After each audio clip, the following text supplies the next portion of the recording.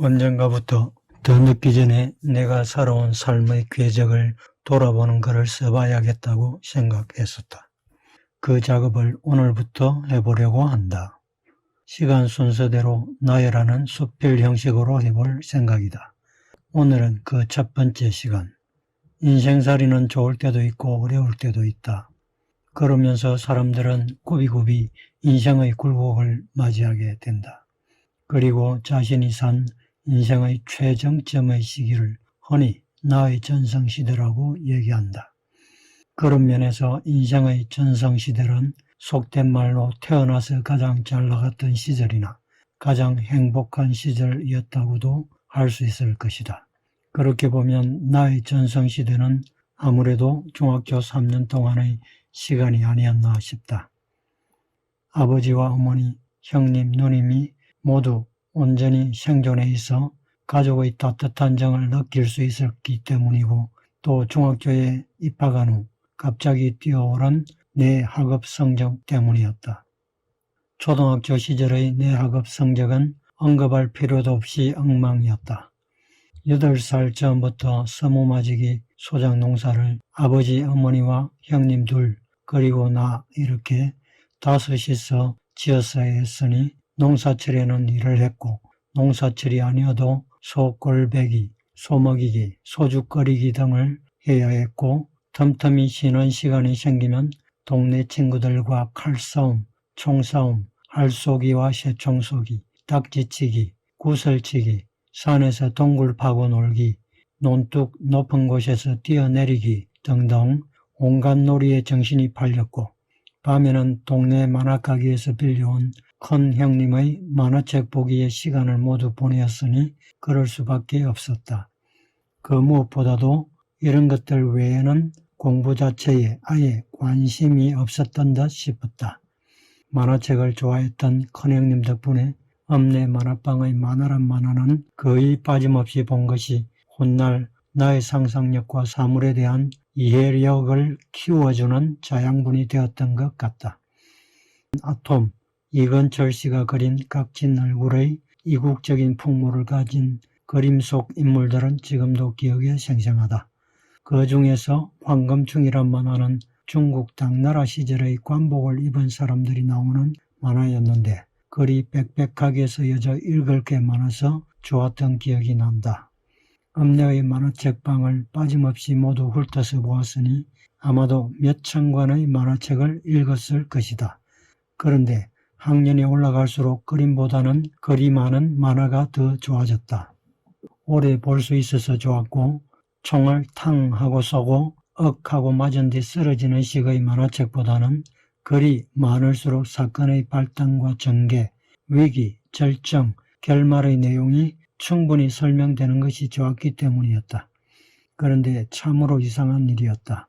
그렇게 재미있던 만화책이 중학교를 진학하고 나서부터는 단번에 흥미를 잃어버린 것이었다. 요즘은 성인들도 만화책을 많이 본다고 하지만 나는 그때 이후 만평 외에는 만화책을 본 적이 거의 없다. 대신 그림 없이 글만 빽빽히 쓰여진 소설에 흥미를 가지게 되어 그 이후로 많은 소설책을 보았다. 70년대만 해도 책이 있는 집은 드물었고, 있어도 책장에 주로 장식용으로 꽂혀 있었기에 빌려달라고 말 꺼내기가 쉽지 않았다. 그래서 나는 친구 집이나 이웃집을 방문할 때마다 장식물로 꽂혀있는 전집들을 무작정 빌려 읽었다. 그때 읽은 책들이 벙어리 삼룡이, 백지하다다, 운수 좋은 날, 표본실의 청개구리 등 한국 단편 문학집과 이광수의 유정, 무정, 시문의 상록수 등의 장편 소설이었다. 이상의 날개도 읽었지만 무슨 뜻인지 알 수는 없었다. 그래도 읽었다. 그리고 링컨, 러셀, 나이팅게일, 헬렌 켈러, 퀴리 부인 등의 위인 전집과 서양 문학인 도스토예프스키의 죄와 벌, 카라마조퍼가의 형제들, 토마스 만의 마의 산, 중국 고전 문학이자 4대 기서인 삼국지, 수호지, 서유기, 건병매와 일본의 대망과 그 외 일본 기업 소설을 읽었었는데 그 내용이 상당히 야했다. 그리고 대하소설인 강복 20년, 토지 등등 보이는 책이란 책은 쪽쪽 다 읽었다. 그리고 무협지에까지 손을 대기 시작했다. 하지만 무협지는 그 내용이 너무 천편일률적이고 재밌는 책도 그리 많지 않아 곧 취미를 잃어버리고 말았다. 이렇게 좋아했던 책인데 고등학교를 졸업한 이후에는 공부나 생업과 관련된 책 외에는 거의 읽은 적이 없으니 그때까지 읽었던 책이 내가 평생 읽은 책의 대부분이었던 셈이다. 이때의 독서는 비록 만화책과 소설 등이 주였지만 나의 상상력과 이해력을 키우는데 톡톡히 도움을 주었다. 그리고 이것은 중학교 입학 후 국어 시간에 선생님이 과제물로 내어주신 시쓰기에서 처음으로 빛을 발하기 시작했다.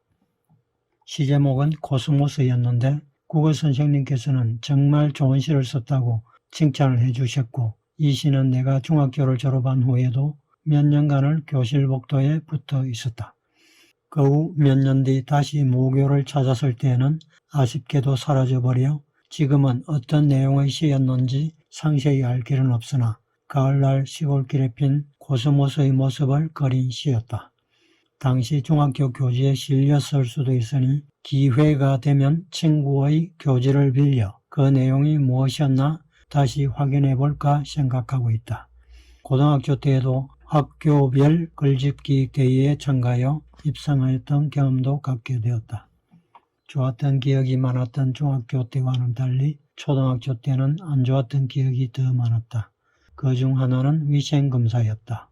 목욕탕을 중3 때 지금은 가수인 친구와 같이 간 게 처음이었으니 말해서 못할까. 여름 한때를 제외하고는 가을의 농사일과 겨울의 친구들과의 칼싸움 놀이로 늘 손톱에는 때가 끼어 있었고 손등은 거북등처럼 쩍쩍 갈라져 피가 나오고 있었으니 어쩌면 당연한 일이었다. 자연히 용모검사 시간에는 늘 선생님의 지적 대상이었다. 때를 벗기기 위해 매끈한 돌로 손등을 밀기도 했지만 내 손등은 늘 터고 갈라져 있었고 피가 났다. 이런 초등학교 시절이었으니 공부는 선생님의 말씀 몇 마디 듣는 게 전부였다.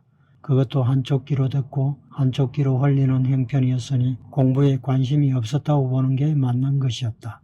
그게 다 아버지의 알코올릭은 거의 하루도 빠지지 않은 날들이 많았고 어머니와 작은 형님과 나는 1년 내내 일주일에 3일 밤 정도는 이웃집의 처마 밑이나 집 아래쪽에 있는 농촌지도소의 입구 지붕 아래에서 보내야 했다.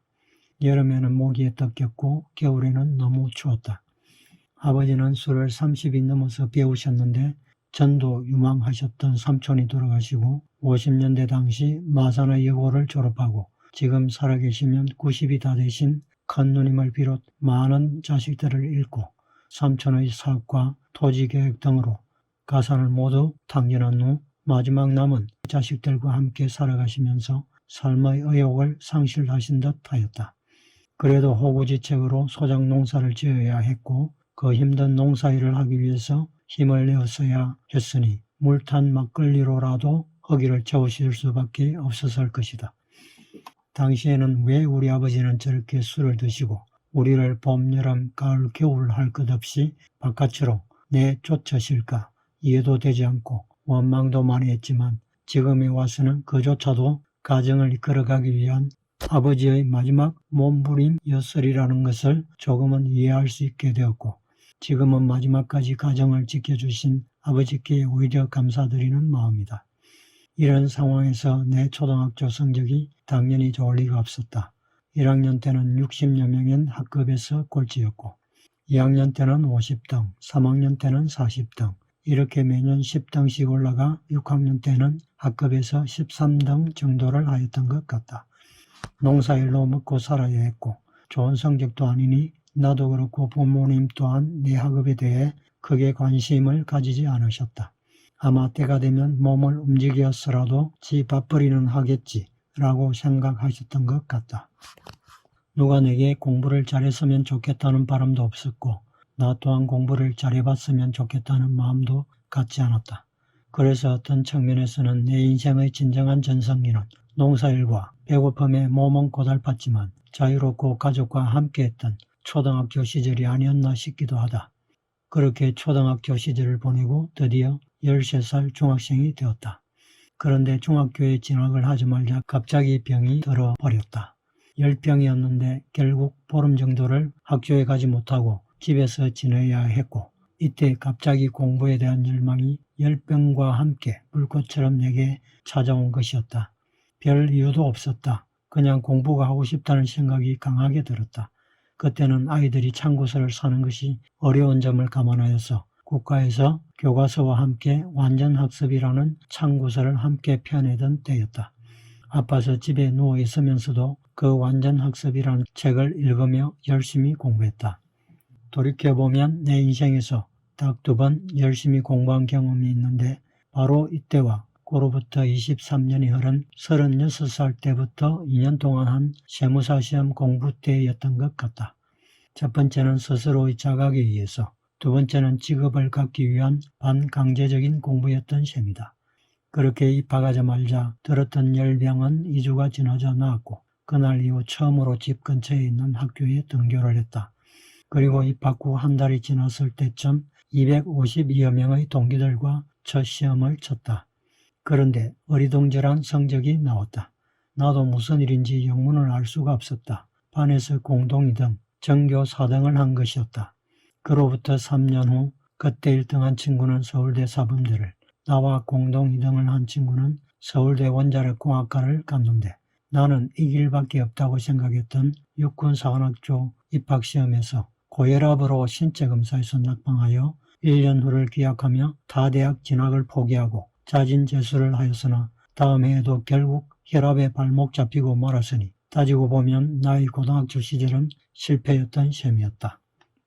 그해 1학기를 마치고 방학을 하는 날 난생 처음 우등상을 받았고, 뜨거운 한여름 뙤약볕 아래서 머리에 수건을 덮어쓰고 넓디 넓은 콩밭을 메시던 어머니에게 달려가서 상장을 안겨드렸다. 어머니는 잘했다며 칭찬을 해주시고 주름진 얼굴에 잔잔한 미소로 나와 기쁨을 함께 나누셨다.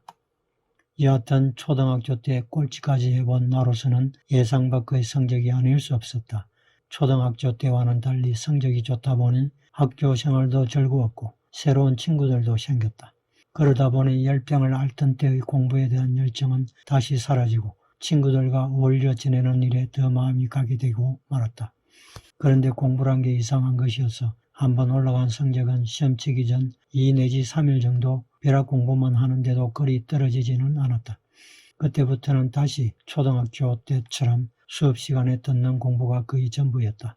하지만 이번에는 열중하여 듣는 것이 달랐다. 한문 시간에는 선생님께서 조문도 석사가라는 한자를 써놓고 해석할 수 있는 사람이라고 하시면 아침에 도를 들으면 저녁에 죽어도 좋다라고 답을 하거나, 지리 선생님이 우리나라 전도를 펼쳐놓으시고 압록강이 아래에서 위로 흐르는데 그 이유를 아는 사람이라는 넌센스 같은 질문에는 압록강은 지구의 일부로, 그림은 위아래로 보이지만 사실은 땅과 같이 평평하기 때문에 높은 지대에서 아래로 흐르기 때문입니다 라는 답으로 선생님의 미소를 자아내게도 하였다. 하지만 학교 생활이 늘 즐겁기만 한 것은 아니었다. 단체 기합이 그것이었는데 한 사람이 잘못하면 단체로 기합을 받는 것이었다. 중학교 1학년 때 교율 담당 선생님은 3학년 때 담임이셨던 체육 선생님이셨다. 학교의 관사에 사셨는데 체육 선생님답게 키가 크시고 잘생긴 미남이셨다. 아이들에게는 인자하시기도 했지만 교율 담당 선생님답게 엄하신 편이셨다. 어느 날 한 아이가 고의인지 실수인지는 잘 모르겠지만 학교 유리창을 돌멩이로 깨뜨리는 사고를 일으켜서 단체로 줄바따를 맞게 되었다. 누가 유리를 깨었는지 자수하지 않으면 오늘은 단체 기합이다. 하지만 아무도 내가 유리를 깨었노라 나서는 아이가 없었다. 좋다. 그러면 누가 먼저 맞아볼 테냐? 선생님이 말씀하셨다. 속으로는 내가 한 잘못도 아닌데 왜 내가 매를 맞아야 하나 싶었지만 용감히 손을 들었다. 선생님, 제가 먼저 맞겠습니다. 그래, 이리로 나와서 들어왔죠. 막 매를 들기 시작한 선생님의 매에는 엄청 힘이 실려 있었고 내 엉덩이에 불이 난 것은 뻔한 일이었다. 그 이후 아이들 몇과 체육 선생님 집에 놀러 갔었던 일은 지금까지 남은 그 시절의 소중한 추억 중의 하나이다. 그해 가을, 이때 사귀었던 친구의 어머니께서 친구와 나를 데리고 밀양 표충사로 소풍을 가주셨다. 난생 처음 고향을 떠나가보는 여행이었다. 동네에서는 공부 잘한다는 얘기가 퍼져나갔고 스타가 되었다. 선생님들도 초등학교 때와는 달리 잘 대해주셨다. 당시만 해도 월요일마다 아침 조례를 운동장에서 모여서 했다. 연단에는 주로 교장 선생님과 교감 선생님이 군시나 상장을 수여하고 선생님들은 의자에 앉으시거나 서시고 아이들은 반별로 줄을 서서 조례를 했다. 초등학교 때는 한 번도 나가보지 못한 연단에 중학생이 되면서 연단에도 나가 상을 받았다. 한 가지 아쉬운 것은 중학교는 남녀공학이 아니어서 초등학교 동창 여학생들은 지금도 여전히 지질했던 초등학교 시절의 모습으로 나를 기억한다는 것이다. 하지만 이것은 농담의 말이고 초등학교 시절 또한 내게는 소중한 시간들임에 경중이 있을 수 없는 일이다. 그렇게 가을이 오고 내 인생의 전환기였던 즐겁고도 찬란했던 중학교 1학년 시절이 지났다. 하지만 집에 돌아가면 농사일은 여전했다. 겨울에는 보리밭을 밟고 초여름에는 보리를 베고 도리깨질을 하고 여름에는 밭을 메고 논을 메고 다시 가을이 왔다. 초여름 벼를 심을 때는 다리에 거머리가 서너 마리가 한꺼번에 달라붙어 피를 빨기도 했다. 그러면 그 거머리를 잡아 풀줄기로 거꾸로 밀어올리면 안팎이 바뀌어 거머리가 말라가는 모습을 보는 것은 지금 생각하면 악취미였지만 그때만 해도 농사일을 하던 중 즐기던 하나의 놀이였다. 초여름 보리를 수확할 때는 주로 도리깨질을 하지만 가을이 되어 벼를 수확할 때는 탈곡기로 했으므로 도리깨질은 하지 않아도 되었다. 하지만 가을이 되어 볕단을 나르고 타작을 하면서 날아오는 벼의 수염도 엄청 깔끄러웠다. 그래도 지주가 끊어준 쇠기름과 사태살로 끓인 소고기국을 먹을 수 있어서 좋았다. 그리고 1학년 2학기 때는 역사 선생님이 새로 부임을 해오셨다. 나에게는 평생 잊지 못할 은사이신 선생님이셨는데 키가 크시고 선한 놀이 부리부리한 밝고 멋진 선생님이셨다. 아마 선생님이 발령받으시고 처음 우리 학교로 오신 것이 아닐까 싶었지만 알 수는 없었다. 그리고 담임 선생님도 아니셨다. 그냥 선생님이 좋았고 선생님도 나를 특별히 아껴주셨다. 나도 젊고 잘생긴 선생님이 이유 없이 좋았다. 선생님은 그때 벌써 내 키가 많이 자라지 않을 것이라는 것을 아신 듯하였다. 그래서 사람은 키가 커서 남을 압도하기도 하지만 눈빛으로 남을 압도할 수도 있다면서 나를 빗대어 말씀해 주셨다. 돌이켜보면 좀 더 열심히 공부하고 노력해서 선생님의 그런 기대에 부응하지 못한 점 너무 죄송할 뿐이다. 선생님에 대해서는 성함과 어디에 어느 동네에 사셨다는 것과 고등학교 선배님이라는 것과 병원으로 돌아가셨다는 것 외에는 지금 아는 게 없다. 그것도 대학을 졸업하고 난 한참 후의 일이니 나도 참 정신이 없었던 것인지 무심한 것이었던지 지금 생각해도 잘 알 수가 없다. 내게는 삶의 첫 번째 전환기라고 할 수 있는 중학교 1학년의 시절이 그렇게 지나갔다. 농사일이 끝난 겨울방학 동안에는 여전히 소설책과 무협지를 가까이 하며 시간을 보내다 친구 집을 떠나들며 시간을 보냈다. 중학생이 되면서 처음 가졌던 공부에 대한 열의는 많이 사그라들고 있었다. 다시 봄이 되고 개학을 하고 중학교 2학년이 되었다. 학교 대표로 글짓기 대회도 나가고 고전읽기 시합도 나가고 웅변대회도 나갔다. 이때까지도 농사일은 여전했다. 그러던 어느 날 오후 체육시간이었다. 어머님이 쓰러지셨으니 빨리 집으로 가보라는 전언이었다. 무슨 일인가 싶어 정신없이 집으로 가보니 어머니는 방에 누워 계셨고 용하다는 침쟁이 할아버지가 어머니의 인중과 이마, 손가락 끝, 발가락까지 바늘로 따고 억지로 눌러짰지만 영양실조로 메마르신 어머니의 몸에서는 한 방울 피조차 나오지 않았다. 집에서 기른 콩나물을 장에 내다 파는 것은 어머니의 부업 중 하나였다. 그 콩나물을 팔려고 장에 가셨다 뇌출혈로 쓰러지신 것이었다. 그렇게 쓰러지신 어머니는 자리에 누우신 지 3일 만에 세상을 떠셨다. 어머니는 집에서 훤히 보이는 남산의 꼭대기에 있는 선산에 모셨다. 자리에 누우시고 끝없이 울고 있던 나는 어머니를 장지에 모시고 난 후 며칠이 지난 어느 날 컴컴한 밤중에 어머니가 누워 계신 무덤이 있는 곳을 바라보고 있는데 갑자기 무서움증이 들었다.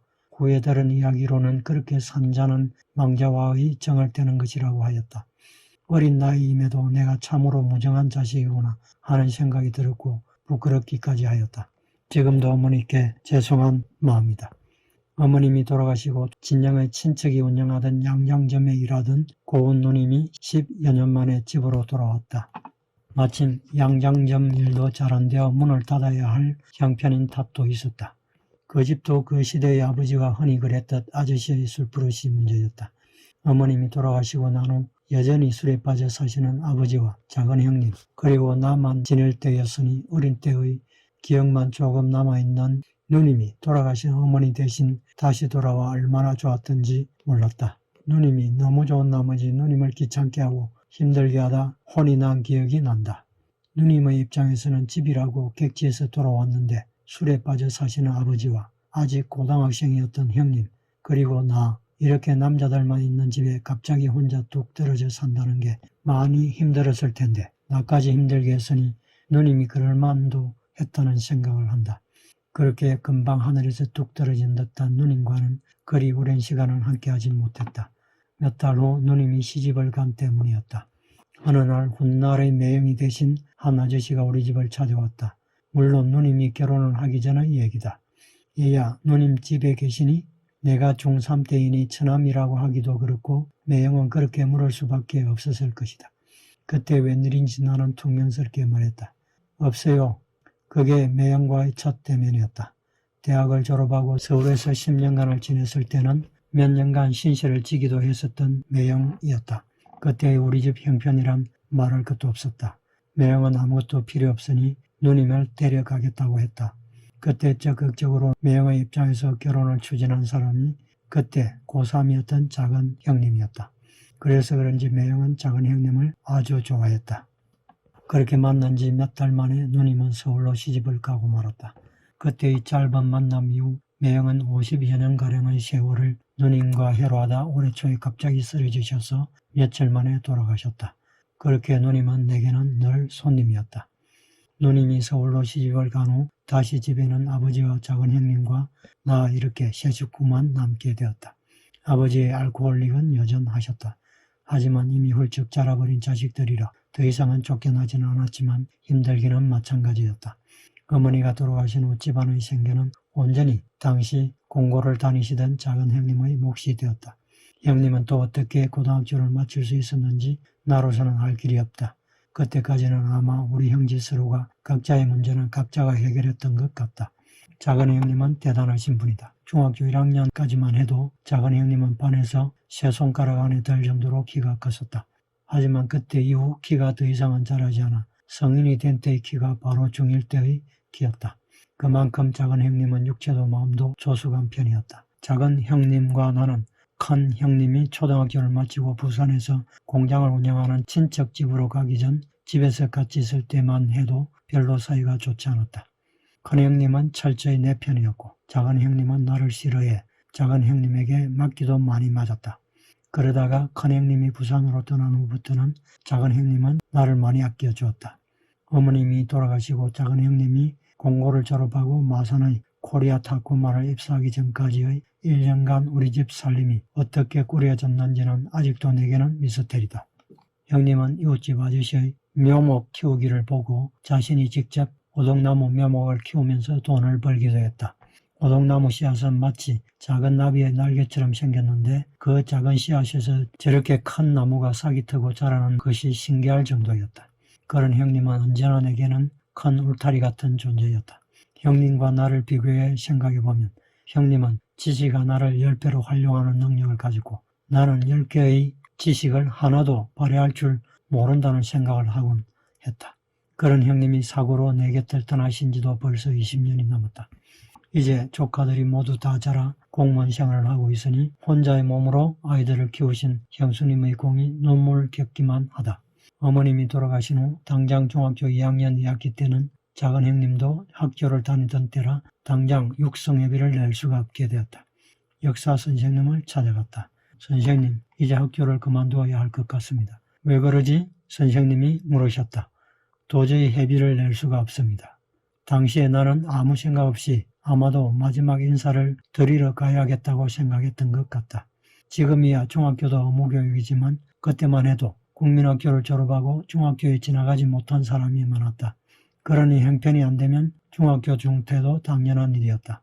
그러자 선생님께서는 학교협의는 염려 말고 계속 학교를 다니도록 하렴이라고 말씀하셨다. 그리고 선생님께서 그 후 몇 차례 육성회비를 내주셨다. 박봉의 월급을 제자를 위해 쪼개주신 선생님의 은혜를 어떻게 갚아야 할지. 그해 가을 선생님은 선생님의 애인과 만나는 자리에 난생 처음 버스를 타고 마산으로 나를 데리고 가셨는데 그곳이 바로 당시 마산 최고의 제과점이었던 창동의 고려당이었다. 세월이 무수히 흐른 지금도 따뜻하고 고소했던 방맛과 선생님의 밝은 모습을 잊을 수가 없다. 그날 이후 선생님은 선생님대로 학교를 옮기시면서 소식을 듣지 못하게 되었고 나도 마산에서 학교를 다니고 다시 대학을 가고 객지생활을 하면서 선생님과의 교류는 완전히 끊어지고 선생님을 찾아보려고 했을 때는 이미 세상을 떠나셨다는 소식만을 들었다.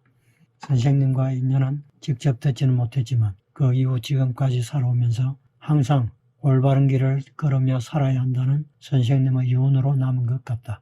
베풀어 주신 은혜를 하나도 갚지 못했는데 빨리 찾아뵙지 못한 것이 한탄스러울 뿐이었다. 3학년 때의 담임 선생님은 체육 선생님이셨다. 선생님도 나에게 잘 대해주시고 여러 가지로 도움을 많이 주셨다. 내게는 또 다른 은사이신 셈이다. 2학기가 되자 작은 형님이 3학년 졸업반이 되고 코리아 타코마에 취직이 되었다. 3학년 2학기가 되고 고등학교를 지나가기 위해 학교를 정해야 했다.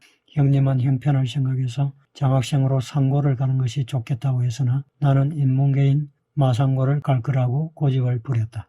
형님은 내 고집에 결국 동의를 해 주었다. 그리고 그 해가 끝나갈 무렵 고등학교 입학시험인 연합고사를 보았다.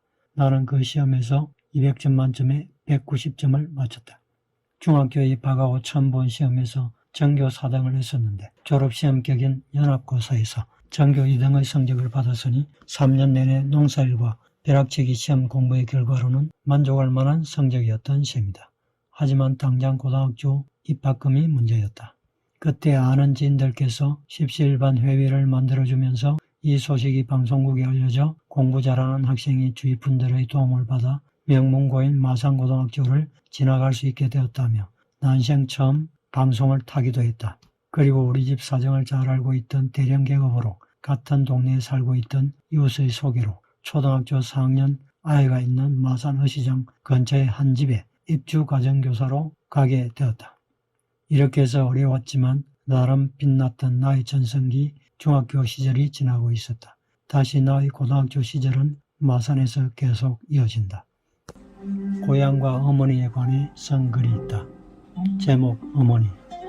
DDT 허영가루가 사람들의 깎아준 머리에 투하되면서 더 이상은 버틸 수 없던 석회 빈대가 보릿고개 너머로 철수하고 남산 아래 들녘 한쪽에서 마을의 콜레라, 홍역, 천연두를 지푸라기 거적대기로 가리고 있던 병막에는 언젠가부터 풍채 좋고 잘생긴 근로보국대 출신일 듯한 노총각의 옷들이 항복을 알리는 백기처럼 빨래줄에 내걸리고 있었다.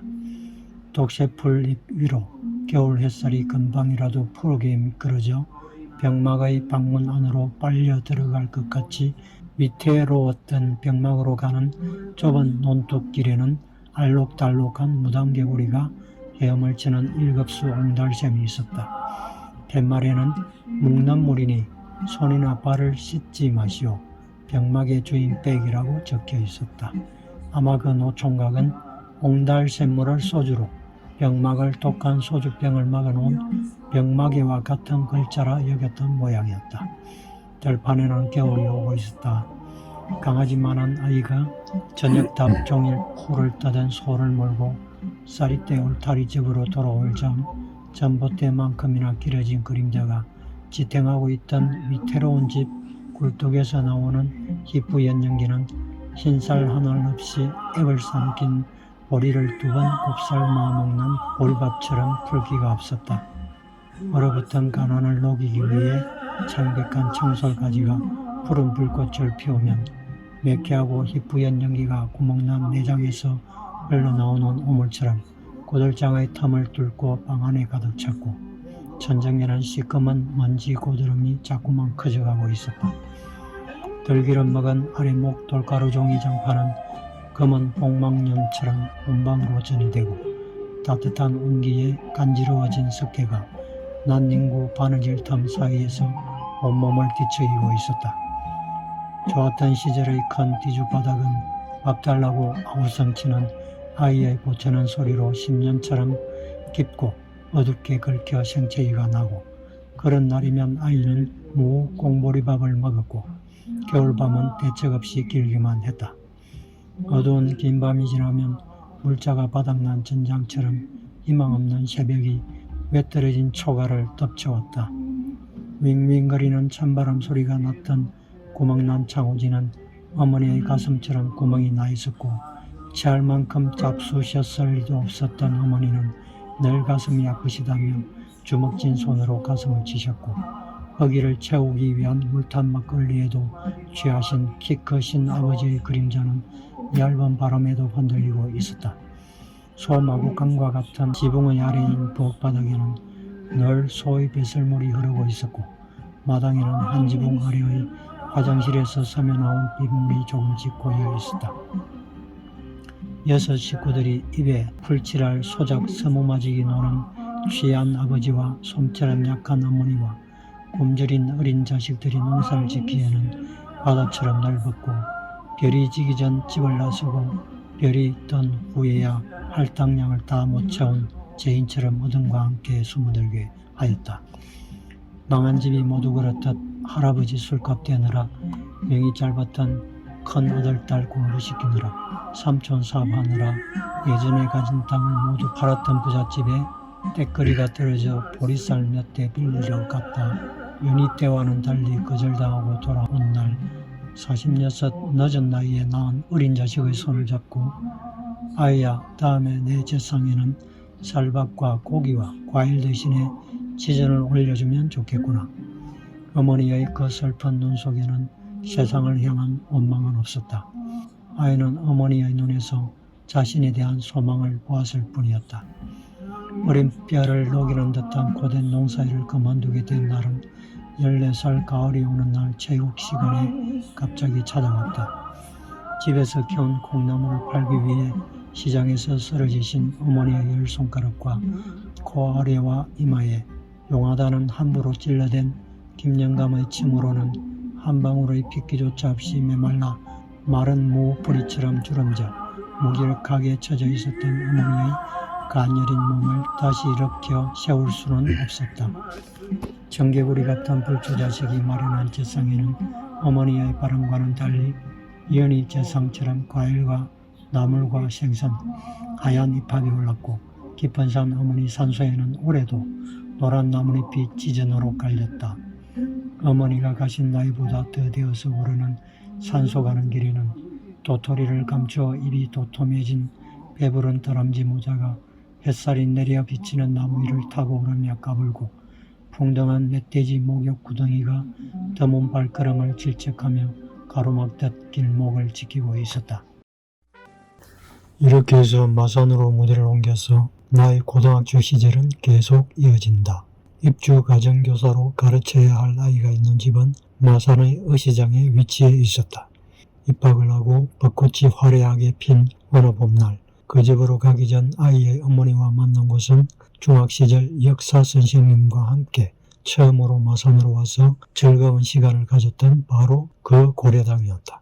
아주머니는 40대 초반의 헌출하게 큰 키의 좋은 인상의 여장부 같은 분이셨고, 어린애가 서먹해하지 않도록 웃는 모습으로 사근사근하게 대해주셨다. 이처럼 당시만 해도 고려당은 단순한 제과점을 넘어서 중요한 손님을 만나는 만남의 장소이기도 했다. 그곳에서 아주머니와 잠시의 시간을 보낸 후 아주머니는 서성동 좁은 골목길을 따라 어디론가 나를 데리고 갔다. 그 집은 어시장길 대로와 만나는 골목길 끝쯤에 있었다. 사랑채와 본채와 친척 직원이 기거하는 작은 아랫방과 월세를 놓고 있는 별채가 있는 집이었는데 그리 큰 집은 아니었다. 장사를 하는 집이다 보니 그 집에는 나 이외에도 점원으로 일하는 나보다 서너 살이 더 많은 친척 총각과 집안일을 도우는 내 나이 또래의 친척 아가씨가 있었다. 그리고 그 집에는 딸셋과 내가 가르쳐야 할 남자아이가 있었다. 아이는 장남인 독자였고 초등학교 4학년이었다. 귀한 아들이 성적이 미진하다 보니 가정교사를 할 만한 사람을 찾고 있었는데 내가 가게 된 것이었다. 그러다 보니 별채의 세대를 사는 사람은 별도로 하더라도 그리 크지 않은 집에서 모두 9명이 생활하는 대가족인 셈이었다. 나는 가르치는 아이와 한 방에서 같이 생활을 했는데 방과 후 저녁 시간에 하루 2시간 정도 공부를 가르쳤다. 그리고는 일과가 끝나자마자 곧바로 잠자리에 들어야 했다. 아이는 처음에는 나를 상당히 꺼려하는 듯 했다. 나는 이 아이를 어떻게 가르쳐야 하나 사실 막막하기만 했다.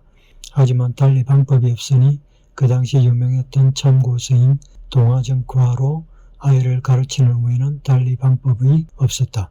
무엇보다 고1 아이가 낯선 집에 입주하여 아이를 가르친다는 것은 쉬운 일이 아니었다. 하지만 고등학교 학비를 책임져 주기로 한 이 집이 나에게는 마지막 보루였다. 여기에서 실패하면 나는 학업도 꿈도 모두 포기해야 하는 상황이었다. 그런데 어느 날 마침내 입주 가정교사 생활 최대의 위기의 순간이 갑자기 찾아온 것은 가정교사 생활을 시작한 지 얼마 지나지 않은 때였다. 아이가 갑작스레 낯선 나와 함께 한 방에서 같이 생활하며 공부를 해야 하는 데서 오는 스트레스와 장남으로서 겨우 5살 많은 형에게 공부를 배운다는 것에서 오는 자존심의 손상으로 인해 나에 대한 반감을 드러내는 날이 오고 만 것이었다. 공부를 하던 중 게으름을 부리는 아이를 나무랬더니 갑자기 벌떡 일어난 아이가 방문을 열고는 마루 끝에 서서 마당 한가운데로 오줌을 누는 것이었다. 아마 자기의 부모님에게 난 이런 상황을 받아들이지 못한다는 것을 그런 식으로 시비한 것이었으리라 생각한다.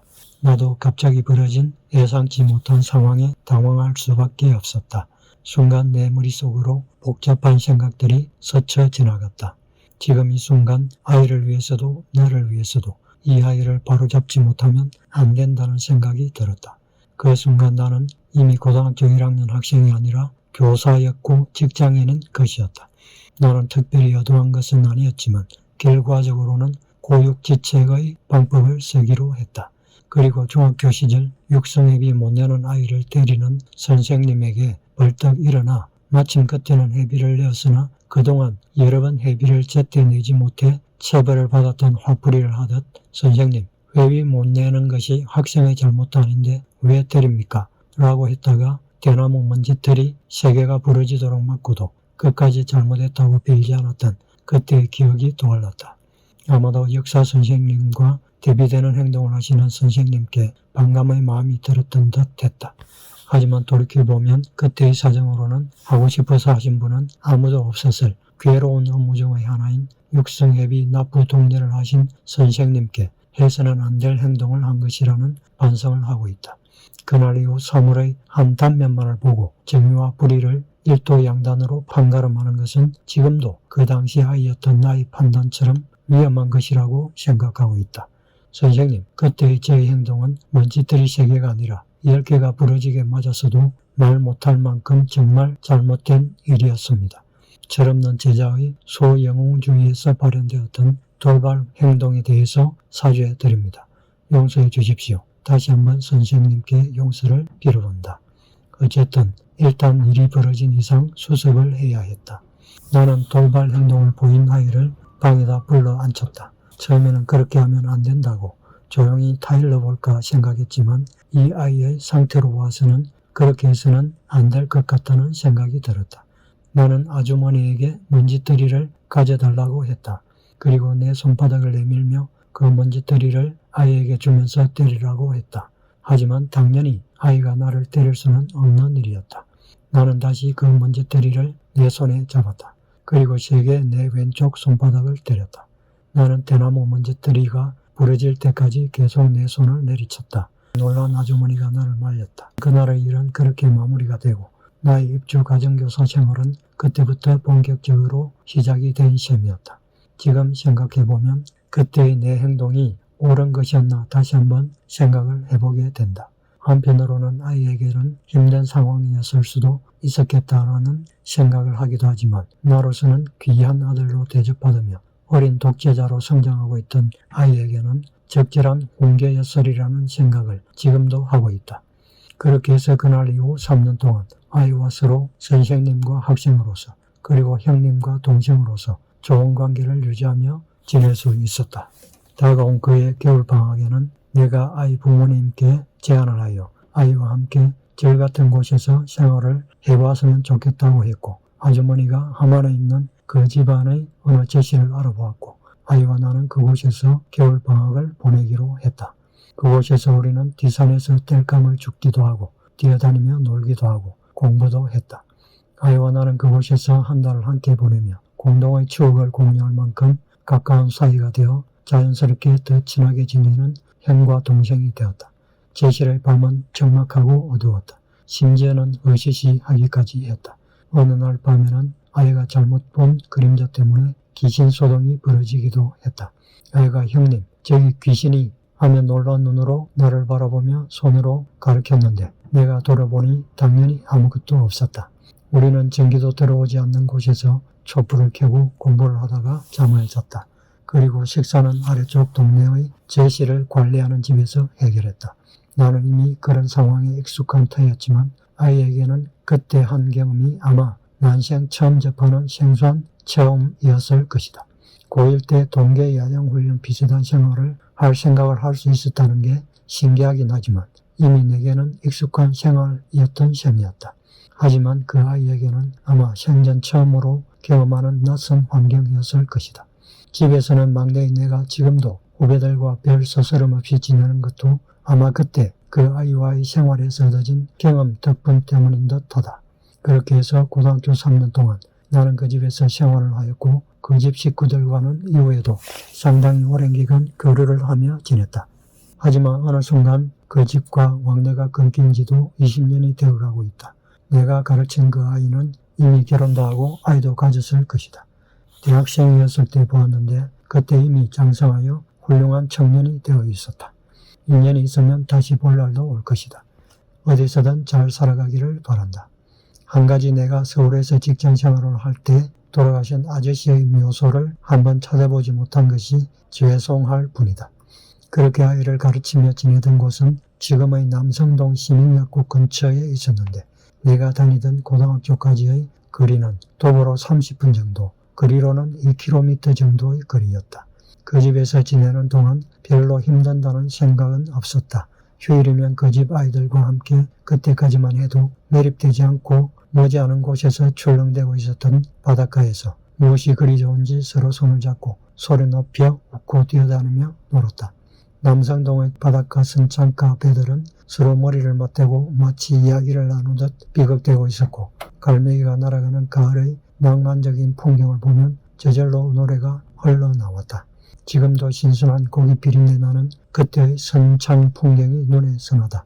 내 고향 남쪽 바다 그 파란 물 눈에 보이네 길어 이후로에 하늘구 멀리 란 노래들이 저절로 흘러나왔다. 하지만 역사 선생님과의 추억이 서려있던 집 바로 옆에 있었던 전국 7대 도시였던 마산의 창동거리와 고려당에는 고등학교 3년 동안 학교에서 단체로 영화를 관람했을 때 외에는 가보지도 가볼 생각도 못한 것은 아쉬운 일이었다. 이때 보았던 영화가 사운드 오브 뮤직이었다. 그 외에 모셔를 보았고 니벨룽겐의 노래를 보았다. 이런 영화들은 그 이후에도 각각 2번 내지 3번은 더 봤던 영화들이다. 이런 즐거운 시간들도 있었지만 현실의 대부분은 아침에 일어나서 학교 갈 준비를 하고 걸어서 학교를 가고 학교를 마치면 다시 걸어서 돌아와 가정교사로서 아이를 가르치고 잠을 자고 다시 학교를 가고 하는 생활이 3년 내내 계속되었다. 그러다 보니 중학교 때보다 더 공부를 하지 않게 되었고 이것은 마침내 습관이 되어버렸다.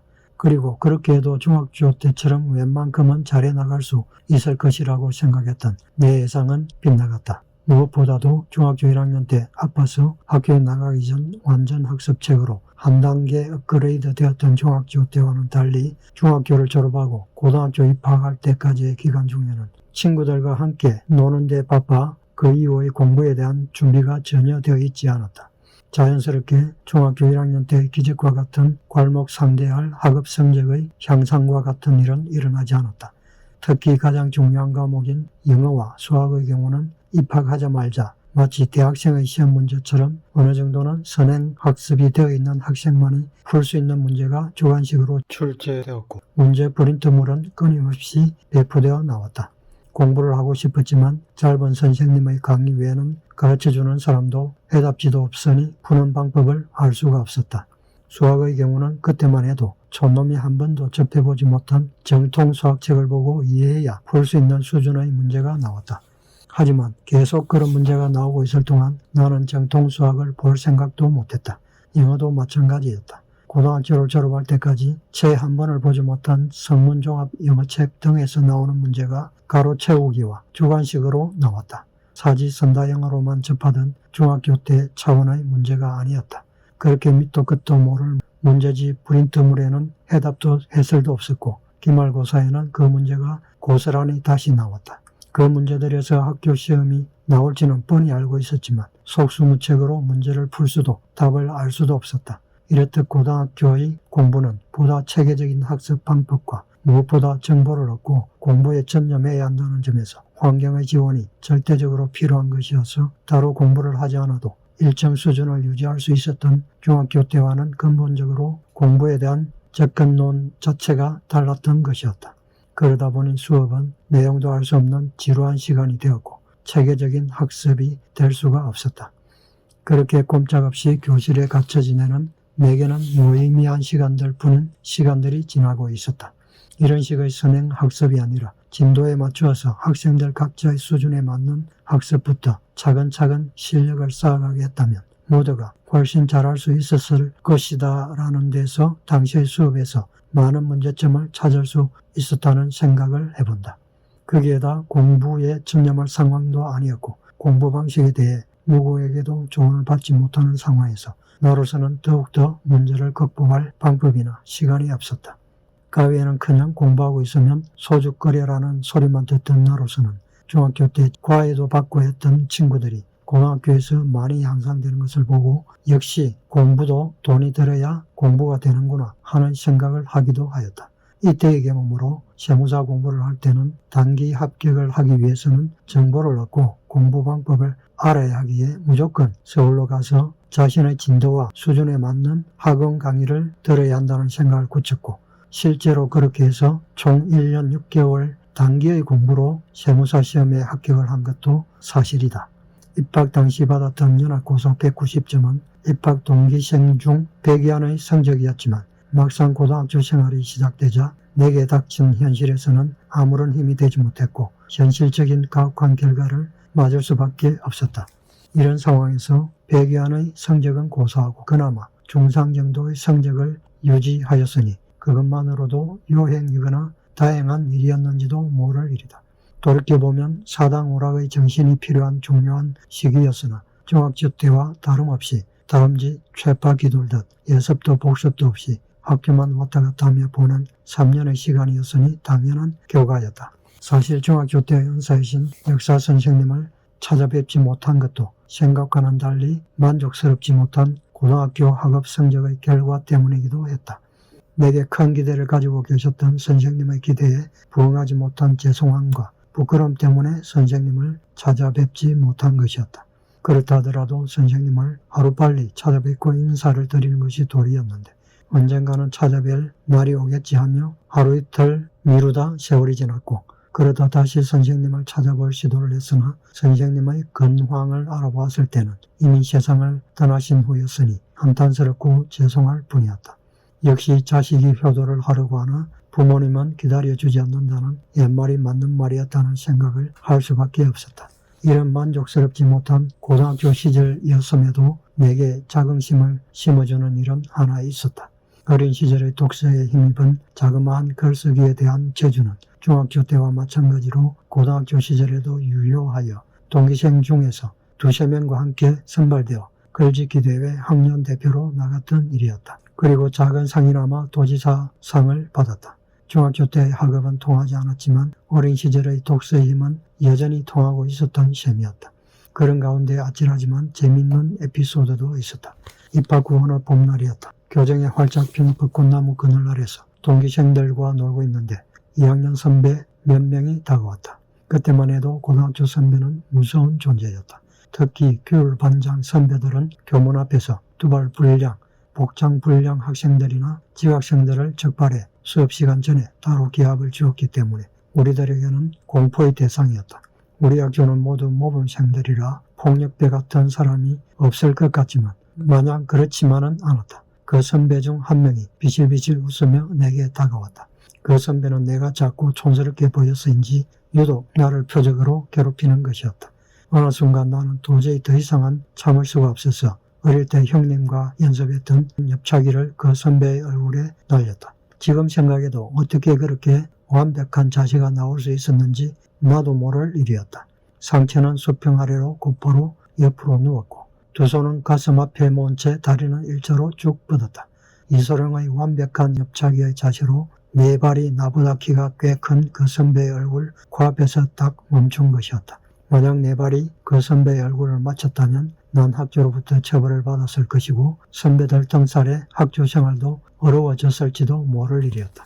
반대로 만약 그때 내 옆차기의 폼이 엉망이었거나 빗나가고 중심을 잡지 못해 쓰러졌다면 감히 선배들에게 달려들었다는 이유로 그 선배들에게 호되게 혼이 났거나 선배를 폭행하려 한 불량 후배로 학교 규율반에 넘겨졌을 것이었다. 내 옆차기가 멋지게 집중하자 내게 시비를 걸던 그 선배는 아무 말 없이 서둘러 돌아갔다. 그때 그 모습을 본 친구들이 소문을 내었다. 누구누구를 건드리지 마라. 태권도 유단자다 라고. 물론 꼭 그래서 그런 것만은 아니었겠지만 그 이후로는 학교생활 내내 대체로 덩치가 컸던 우리 학교 학생들 중 나를 건드리는 사람은 아무도 없었다. 또 다른 하나의 에피소드는 IQ와 관련된 것이었다. 제너럴 인텔리전스 129 지능, 버벌 애프티튜드 135 언어 능력, 뉴메리컬 애프티튜드 125 수리 능력, 크레리컬 퍼셉션 105 사무지각 능력, 스패티컬 애프티튜드 143 공간 적성, 폼 퍼셉션 104 형태지각, 모터 코디네이션 84 운동 반응. 위 사진의 표는 고등학교 1학년 입학 후 보았던 제너럴 애프티튜드 테스트 패드리라는 일반 직업 적성 검사의 결과표이다. 약 50년 전에 이런 검사가 있었다는 게 신기하다. 표를 보니 내가 탁구, 야구, 당구, 축구 등 구기운동에서 젬병이었던 이유가 있었던 것 같다. 이 검사의 결과로 보아서는 상대보다는 건축공학과가 맞지 않았나 하는 생각이 든다. 하지만 그때는 무조건 돈을 벌고 싶었고 상대를 가면 자연히 돈을 많이 벌 수 있는 것이라 생각했으니 참 대책 없는 순진한 생각을 가졌던 것 같다. 어쨌든 오래전의 기록을 보는 것도 재미가 있다. 고등학교에 입학한 지 얼마 되지 않아 담임 선생님이 교실에 들어오시더니 우리 학교에서 제일 IQ가 좋은 학생이 우리 반에 있다 라고 하셨다. 우리는 그게 누구일까 궁금해하며 서로를 바라보았다. 그때 선생님이 나를 지목하시면서 그건 바로 뭐뭐뭐라고 하였다. 엄청 기분이 좋았다. 그런데 그 다음날 나로서는 참 실망스러운 일이 일어났다. 담임 선생님께서 머쓱하신 표정으로 들어오시더니 어제 얘기한 IQ는 착오가 있었는데 그게 뭐뭐뭐가 아니라 다른 학생이었다 라고 하시는 것이었다. 내가 천재가 아니라는 게 판명이 난 것이었다. 자칫 인생을 살면서 대한민국 최고의 수재들이 모인 학교에서 가장 머리 좋은 사람이 되어 감당할 수 없는 큰 짐을 평생 지고 살 뻔했었다. 아이들이 웃고 난리가 났다. 나로서도 창피하기도 하고 이게 뭔가 싶었다. 여하튼 중학교 때 IQ 80대라고 알려졌던 친구가 S대를 150명이 갔던 우리 마산고 동기생 중에서 5손가락 안에 드는 성적을 거두면서 S대 원자력 공학과를 갔으니 IQ라는 것은 꼭 믿을 만한 것은 아니라고 본다. 만약 그게 사실이라면 IQ보다는 노력이 더 중요하다는 것을 그 친구가 직접 증명한 것이 될 것이다. 물론 그 친구도 고등학교 때의 IQ 검사에서는 130을 넘었을 것이라고 생각한다. 노력하면 IQ도 바뀌기 때문이다. 심지어는 내 혈액형의 경우는 고등학교 내내 O형이었는데 지금은 B형 남자가 되어 있을 정도이니 이런 수치들은 믿을 만한 것이 못 된다는 것이 내 생각이다. 머리 좋은 사람들은 너무 자신의 머리를 과신할 일은 아닌 듯하다. 머리 안 쓰고 게으름 부리면 폭락할 수도 있기 때문이다. 재미있었다고 해야 할지 황당했다고 해야 할지 이런 일이 있었던 외에는 아무런 변화 없는 시간들이 덧없이 흘러갔다.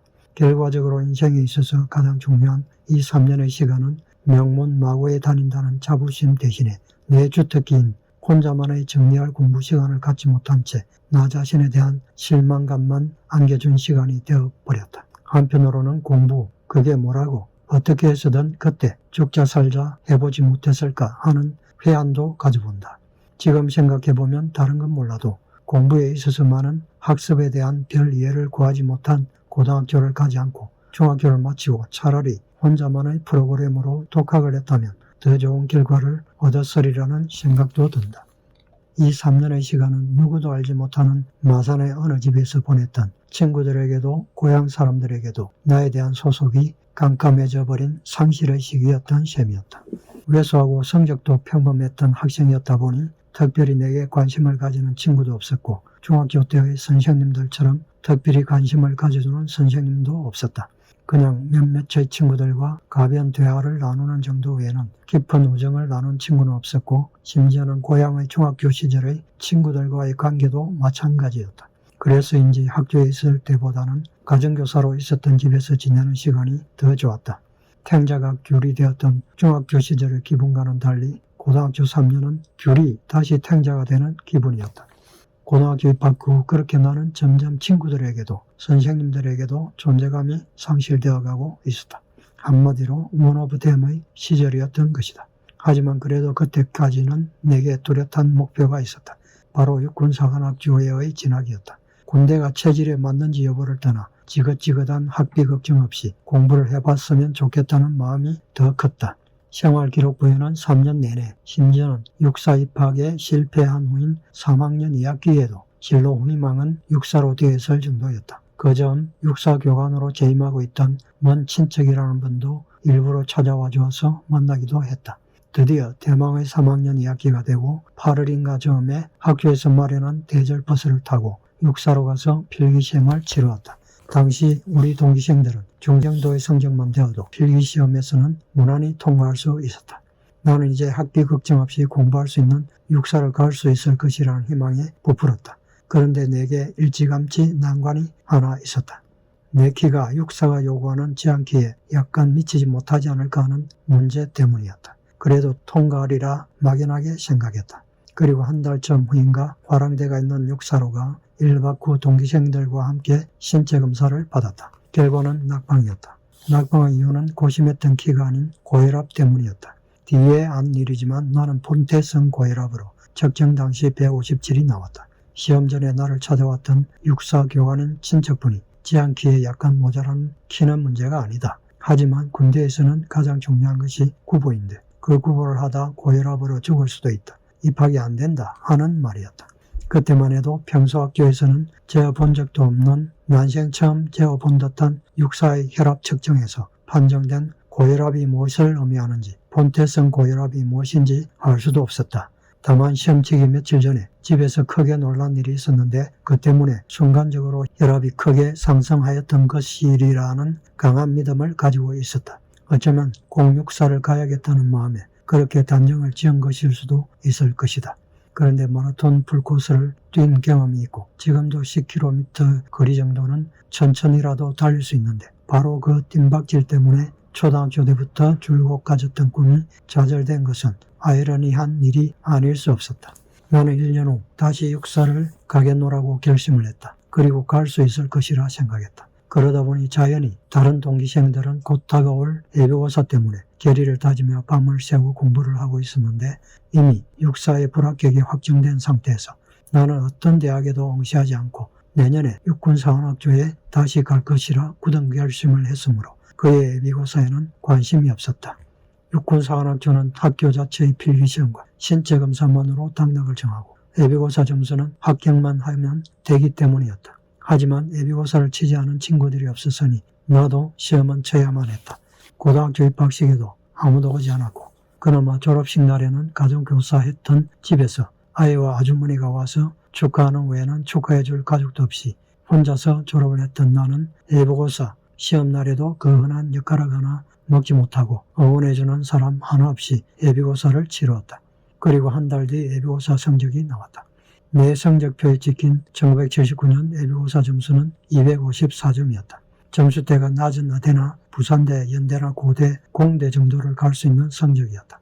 육사가 아닌 일반 대학을 목표로 열심히 준비를 했다면 더 좋은 점수를 받을 수도 있었겠지만 형편이 되지 않는 나로서는 알바가 가능한 서울대 상대나 공대 정도의 성적이 되지 않으면 일반 대학은 갈 꿈도 못 꾸는 거라 애시당초부터 생각했기에 사실 아무 의미 없는 점수였다. 3학년이면 누구나 다 아는 담임 선생님과의 진학지도 면담도 없었다. 선생님도 나를 부르지 않았고 나도 진학 면담을 하지 않았다.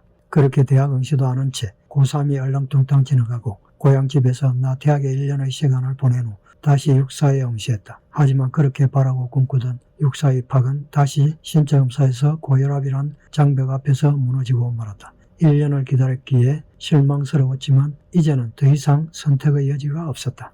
상고나 공고를 나왔으면 당장 취직을 하였겠지만 이제 대학을 가지 않으면 백수가 될 판이었다. 그때 작은 형님이 대학 4년 동안의 학비를 대어주겠다는 약속을 해주었고 나는 공대가 아닌 내 적성에 더 맞다고 생각되었던 상대를 갔다. 나는 경북 상대와 부산 상대를 두고 선택을 하기 위해 직접 두 학교를 방문했다. 그때 딱 한 번 가본 부산대학은 시장 비슷한 부산스러운 곳의 안쪽에 위치하고 있었던 듯한데 내가 생각했던 대학의 건물과는 많이 달랐다. 우선 3년 동안 다녔던 고등학교의 건물이나 병원 건물과 비슷하다는 느낌이 들었고 무엇보다 갑갑하다는 느낌이 들었다. 부산대를 찾아가기 위해 버스를 탔는데 사람들이 버스에 내리면서 여다 불화주의소 하는데 사투리에서 강하고 투박한 느낌을 받았다. 이곳에서 대학 4년을 보내야 하나 생각하니 별로 탐탁지 않다는 생각이 들었다. 다음으로는 경북대를 방문했다. 우선 길을 모르니 사람들이 말투가 부드러웠고 대구 고유의 사투리인 있어야 하는 아가씨들의 말도 부드럽게 다가왔다. 학교 건물은 넓은 부지로 시원하게 트인 공간에 크게 지어져 있었고 내가 생각했던 대학교의 모습에 많이 가까웠다. 그렇게 해서 나의 최종 선택은 경북대 상대가 되었다. 그렇게 인생에서 가장 화려해야 할 고등학교 3년이 몸이 건조하게도 빛나는 성적도 특별한 추억도 없이 허무하게 지나가고 말았다. 사실 입주과외를 하던 집 식구들과의 특별한 추억 외에는 별로 기억할 만한 일이 없었던 고등학교 때였긴 하지만 나로서는 중요한 것은 꺾이지 않는 마음이다 라는 중꺾마의 시기이기도 했다. 그리고 1980년 봄 바야흐로 대구에서의 4년 생활이 다시 시작될 것이었다. 마지막으로 고등학교 3학년 때인 1978년 2월 6일에 썼던 시를 하나 읊어봅니다. 제목 흐름. 하늘 땅을 가르고 위대한 종말을 천지에 숨긴 달리던 공제선. 또한 시간과 공간을 사르고 하나의 신우주를 창조한 에메랄드빛 흐르는 그 전의 저녁놀. 영롱한 별빛을 탐스런 눈동자에 모두 다 들이부어 흐르는 유성처럼 꿈과 이상을 반짝였던 소녀. 봄이면 소쩍새 빛빛으로 울던 골고를 따라 흐르는 냇물에 이름자 쓰고 먼 훗날 아직도 오염되지 않은 흐름에서 그 추억들을 발견한 컬럼버스의 기쁨. 이제 빛나던 별들은 타는 지옥의 사자 태양의 실제 폭력의 위협으로 한 점 한 점이 쓰러지고 어느새 소녀의 얼굴은 수심이 가득 한 주름살 또 한 주름살에 감추고 다만 해변의 모래알같이 많은 후손들이 하는 양을 보고 살포시 짓는 미소만이 그립다. 그래도 먼 훗날 아직도 오염되지 않은 냇물에서 추억들을 만나던 기쁨. 그래서 다시 별빛은 빛나고.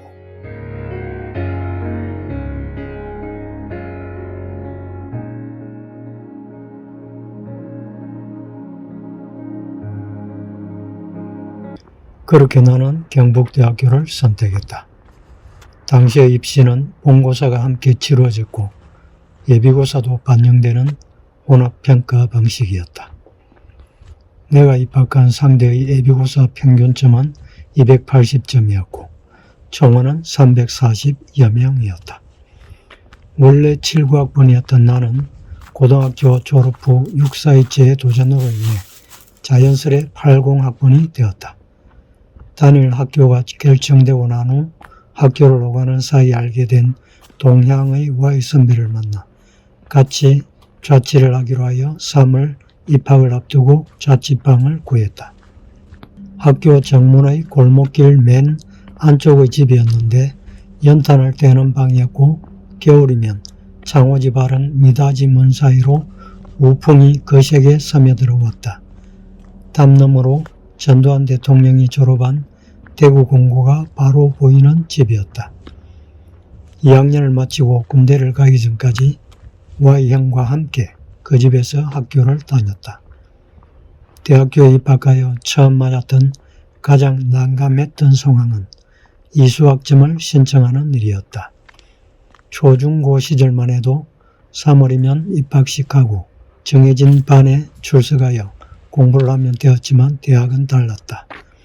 주위에 대학 경험자가 없다 보니 이수학점이 무엇이고 필수 과목이니 선택 과목이니 이런 말들이 무엇을 뜻하는지를 도무지 알 수가 없었고 물어볼 데도 없었다. 그래도 어찌어찌 필수 과목과 선택 과목을 이리저리 줘봐야 필요 학점에 달하는 학점 신청을 하였고 학년 성급에는 문제가 없도록 하였다. 학점 신청을 마치고 수업이 시작되자 매 시간마다 강의실을 찾아다니며 수업을 들어야 했다. 초중고 때는 정해진 반, 같은 자리에 종일 앉아 수업 시간에 따라 선생님들이 바뀌면서 하시는 강의를 들으면 되었지만 대학은 강의 시간마다 수업이 이루어지는 강의실을 일일이 찾아다녀야 해서 낯설고 힘들었다. 시간마다 주위 수강생들의 얼굴이 바뀌고 선생님도 바뀌었다. 그러다 보니 자연히 학교에 소속감을 느낄 수가 없었다. 학교 생활이 다분해졌고 수업 시간에 빠져도 누가 간섭할 리도 없으니 아는 친구에게 대리 출석을 부탁해놓고 수업에 빠지는 시간도 많아져 갔다. 그럴 때는 주로 친구 집이나 서클 활동 또는 하숙집에서 시간을 보내고 있었다. 대학 입학을 하면서 중학교 때 글짓기 대회에 나갔던 경험을 되살려보고자 BH 문후반이라는 문학 서클에 가입을 했다. 하지만 그 시절 대학의 문학 활동은 내가 그때까지 경험해왔고 당연하다고 생각해왔던 평화로운 창작의 세계만은 아니었다. 중학교, 고등학교 시절에는 학교나 시나 도에서 주최하는 백일장이 전부이긴 했지만 주로 자연이나 그때그때 느끼는 감정이나 생각에 대하여 쓰는 것이 일반적이었는데 대학의 문학서클 활동은 보다 체계적으로 시대적 사조와 역사적 사실과 사회 실상에 대한 공부를 바탕으로 한 사회 참여적 성격의 문학 활동이라는 점에서 근본적인 차이가 있었다. 당시 BH 문후반은 이웃한 탈춤반, 미술반 등과 함께 군사 독재에 저항하는 입장에 있었고 BH 문후반은 그 중에서도 특히 강성의 성향을 가지고 있어서 내가 서클에 가입하였을 당시의 서클 회장은 물론 전임 회장과 그 전전임 회장까지 경찰에 수배되어 쫓기는 몸이거나 구속되어 재판을 받고 있는 중일 정도였다. 그때 딱 한 번 선배들이 판결을 받는 재판정 구경을 간 적이 있었다. 하지만 안면이 없으니 누가 서클 선배인지 누가 누구인지는 알 수가 없었다. 아무것도 모르고 서클의 선배들과 동료 친구들과 함께 대구 시내의 통술집에 앉아 문학 토론을 하고 듣곤 했다. 선배들이 하는 얘기를 듣고는 있었지만 당시의 정치 상황과 사회운동에 대해 별 관심이 없었고 달리 지도해주는 선배도 없었기에 나로서는 무슨 얘기를 하는 것인지 막연한 내용일 뿐이었다. 때로는 막걸리통을 들고 수성못, 금호강변, 앞산 등으로 가 캠프파이어를 하거나 MT를 가기도 했다. 하지만 그런 자리에서 선배들이 문학 관련 공부를 시키거나 서상 교육을 위한 프린트물을 돌리거나 하는 일은 달리 없었다. 그냥 아무것도 모르고 눈이 부시게 저기 나만이 맺은 목숨 그날 서러져간 절망 같은 고사태가 와 같은 시위 노래를 같이 부르고 있을 뿐이었다. 그렇게 나는 BH 문후회의 완전 초보 문학도 입장이 되어 서클 주변을 맴돌고 있었다. 상대성은 나와 Z 친구 외에는 선배도 후배도 없었고 문학 서클의 주축인 인문사회대나 사범대 등의 다른 회원들과는 달리 참여문학 관련 시사 문제나 사회운동과 관련된 공부를 따로 할 의욕도 생기지 않았다.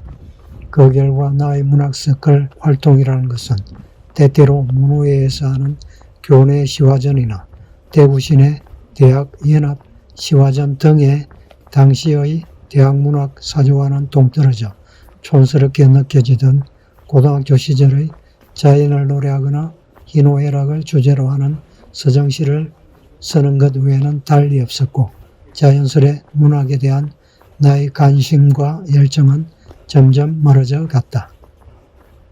서클 활동과는 별도로 본업인 상과대학으로서의 나의 대학 생활 또한 그리 만족스럽지는 못했다. 출석 일수를 채우기 위해 학교의 수업에 나가거나 대리 출석으로 시간을 때우는 날들이 많았다. 자연스레 대학 생활은 동료 친구들이나 형들과 어울려 다니는 것이 대부분이었다. 그때 함께 다니던 친구가 서클 친구인 K 친구와 Z 친구였고 상대생 친구들 몇과 대학을 나보다 3년 늦게 입학한 형들 셋이 있었다. 나와 자취 생활을 같이 한 Y 형도 그 형들 중 한 분이었고 나는 다른 두 형과도 잘 알고 지냈다. 그 중 한 분은 늘 웃는 얼굴로 사람을 대하는 아주 유순하신 제2형으로 대구 서문시장 근처에서 나이 드신 노모와 단둘이 사는 분이었고 다른 한 분인 D형은 덩치가 크고 약간은 우락부락한 스타일의 열정적인 분이었다. 내가 군대를 다니던 2년 후의 일이었지만 이 두 형들 사이에는 소설 같은 비극적인 일이 일어나고 만다. 그렇게 나의 대학 1학년, 2학년 시절은 다른 학생들이 공인회계사를 꿈꾸며 기업 회계 기준이나 회계학, 재무관리 등의 책들을 옆구리에 끼고 도서관으로 강의실로 부지런히 다니는 것과는 달리 방향타를 잃은 배처럼 이리저리 휩쓸려 가고 있었다. 오랫동안 꿈꾸어왔던 육사 진학이 신체검사에서 좌절되고 어쩔 수 없이 흘러온 듯한 느낌이 들었던 대학 생활은 계획도 없었고 목표도 없었다. 이렇게 지내다 때가 되면 졸업을 하고 직장 생활을 하게 될 것이고 나뿐만 아니라 모든 학생이 다 그런 것이라고 생각했다. 그렇다고 해서 친구들과 함께했던 그 시간들이 무의미했다는 뜻은 아니다. 그 시간 속에서 나는 자유로웠고 고등학교 때와는 또 다른 대학이라는 세상을 경험했다. 그 와중에 한 학기 정도는 장학금도 받아 학비를 대는 작은 형님에게 약간의 체면을 세우기도 했다. 그 시절의 대학생들은 나뿐만 아니라 고시 공부를 하는 학생을 제외한 많은 학생들이 지금처럼 공부에 몰두하는 분위기는 아니었던 것이다.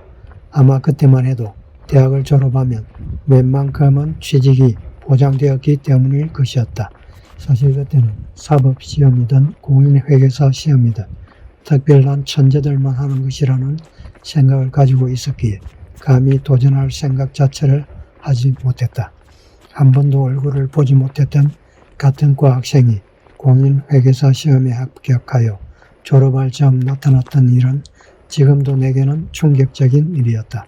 내 인생에서 빛나는 시절이어야 했지만 몇몇 친구들과 같이 지낸 즐거운 시간 외에는 큰 의미를 갖지 못했던 대학 1년이 지나고 있었다. 그해 여름 경산에서 포도농장을 하던 제트 친구의 집을 방문하여 잠시 일을 도운 후 강가의 낙조를 보며 즐거운 시간을 보냈던 기억이 난다. 그리고 다시 2학년이 지나갔다. 그 사이 절친이었던 K 친구는 군대를 가고 몇 번인가 연애를 갔다. 그해 여름 고향의 아버님이 돌아가셨다. 작은 형님과 아버님을 고향의 선산에 모시고 돌아오는 발걸음이 무거웠다. 그렇게 2학년 2학기를 마치고 나니 이제 군대를 다녀와야겠다는 생각을 하게 되었다. 나는 휴학과 함께 군입대 지원서를 내었고 유난히 더 덥던 1982년 7월 논산훈련소에 입소를 하였다. 당시만 해도 입영열차가 떠나는 기차역은 마치 돌아올 수 없는 생면부지의 곳으로 떠나는 듯한 사람들과 보내는 사람들의 안타까움의 탄식과 심지어는 통곡의 소리도 가끔씩 들리는 그 애절함과 침통함이 가히 범상치 않은 생생한 이별의 현장이었다. 내가 탄 입영열차는 한 번도 가본 적 없던 북쪽으로 하염없이 달렸고 도착한 곳은 논산훈련소의 신체검사소였다. 신체검사 결과가 양호하여 며칠 후 정식으로 논산훈련소에 입소하였다. 입소 첫날 점심시간은 1분이 주어졌고 그 1분 안에 식사를 마쳐야 했는데 말이 1분이지 조교들이 말하는 1분은 너무나 짧았다. 약 30초 동안 밥을 먹는 둥 마는 둥 하는 사이 조교의 식사 끝 하는 소리와 함께 호각이 울리고 식당 옆의 연병장으로 집합한 우리는 그날 오후 내내 선착순과 유모를 얼차리를 받으며 뺑뺑이를 돌았다. 군대에서 특히 신병훈련소에서 명령에 따라 웅덩이를 파고 웅덩이를 묻는 것은 아무 이유가 없었다. 1980년대의 논산훈련소에서 훈련을 받은 사람이라면 수류탄 투척 연습장으로 가는 길목에 있었던 눈물고개를 잘 알고 있으리라. 눈물고개는 머리 위에 개머리판을 거꾸로 한 소총을 잡고는 오리걸음으로 걷는 훈련병들에게 조교들이 부모님과 사랑하는 사람의 이름을 부르게 하여 눈물개나 짜게 했다는 데서 유래된 이름이다. 처음 논산훈련소에 입사하고 얼마 지나지 않아 잡초 제거 사역을 본관 쪽으로 간 적이 있었는데 깔끔한 복장과 궁화에 노란 작대기 하나를 단 이등병들이 빗자루를 어깨에 메고는 열을 맞추어 군가를 부르며 손을 흔들고 걸어가던 모습이 우리 훈련병들에게는 정말 커다란 선망의 대상이었다. 거꾸로 매달아도 시간은 가는 법. 어찌됐든 국방부 시계는 돌고 돌아 마침내 우리들에게도 그 위대해 보이는 노란줄 하나 이등병 계급장을 타는 날은 왔고 훈련소를 퇴소하게 되었다. 다시 자대 배치를 위해 논산역에서 기차를 타고 섰다 갔다를 반복하다 마침내 기차에서 내려 이동해 간 곳은 강원도 어딘가의 보충대였다. 보충대란 훈련소에서 투수한 병사들이 자대에 배치되기 전에 잠시 대기하는 곳이었는데 일주일이나 2주일 안에 자대로 배치되어 가는 게 보통이었지만 9월에 보충대에 도착한 나는 그 보충대에서 근 한 달여를 보냈다. 그렇게 한 달을 보내고 다시 군용 열차를 타고 이동하여 도착한 곳은 제1군 군수지원 사령부였다. 내가 본 제1군 군수지원 사령부의 연병장과 야적장은 그때까지 내가 본 어떤 종류의 운동장이나 벌판보다도 광활한 곳이었다.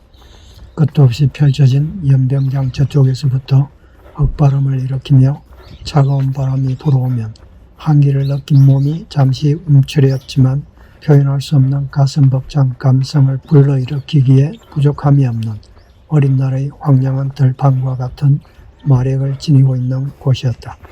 하지만 그곳이 내가 3년간 복무할 곳은 아니었다. 2, 3일 그곳에서 지내다 내무반 생활에 필요한 개인 보급품을 지급받아 더블백에 담은 후 눈매가 부리부리하고 눈썹이 짙은 마른 체격을 한 중기의 중사계급장을 단 30대의 군인의 인솔로 같은 부대에서 근무할 동기 3명과 함께 트럭을 타고 일군 군수지원사령부의 정문으로 빠져나온 후 약 30분 정도를 달리니 위장용 그물망이 덮인 위병소가 있는 외딴 부대가 멀리 눈에 들어왔다. 마침내 집을 떠난 7월 이후 약 3개월 보름에 달하는 훈련과 이동이 반복되는 불안하고 고단했던 방랑 생활에 종지부를 찍고 앞으로 복무할 자대에 도착한 순간이 온 것이었다. 예나 지금이나 강원도의 겨울은 엄청 추운 것이었어. 밤중에 소변을 누면 영화에서 보는 북극 에서처럼 순간적으로 얼어버리는 것은 아니었지만 김이 나는 몸쪽의 것과는 달리 흘러가는 물줄기의 끝은 이미 얼어가고 있었고 세척장에서 밥을 먹고 난 후 식기를 닦으면 물기가 닿는 순간 강한 접착력으로 식기에 손이 쩍쩍 달라붙었다. 그의 겨울은 유난히 눈이 많았는데 낭만으로 보는 즐거움은 잠시, 겨우 내내 치워야 하는 눈은 고역일 뿐이었다. 이듬해 8월에는 유격훈련을 받았다. 제1군 군수지원사령부 연병장에 집결하여 완전군정을 한 후 오전 9시에 출발하여 구보와 도보를 거듭하여 유격장에 도착한 시간은 오후 3시.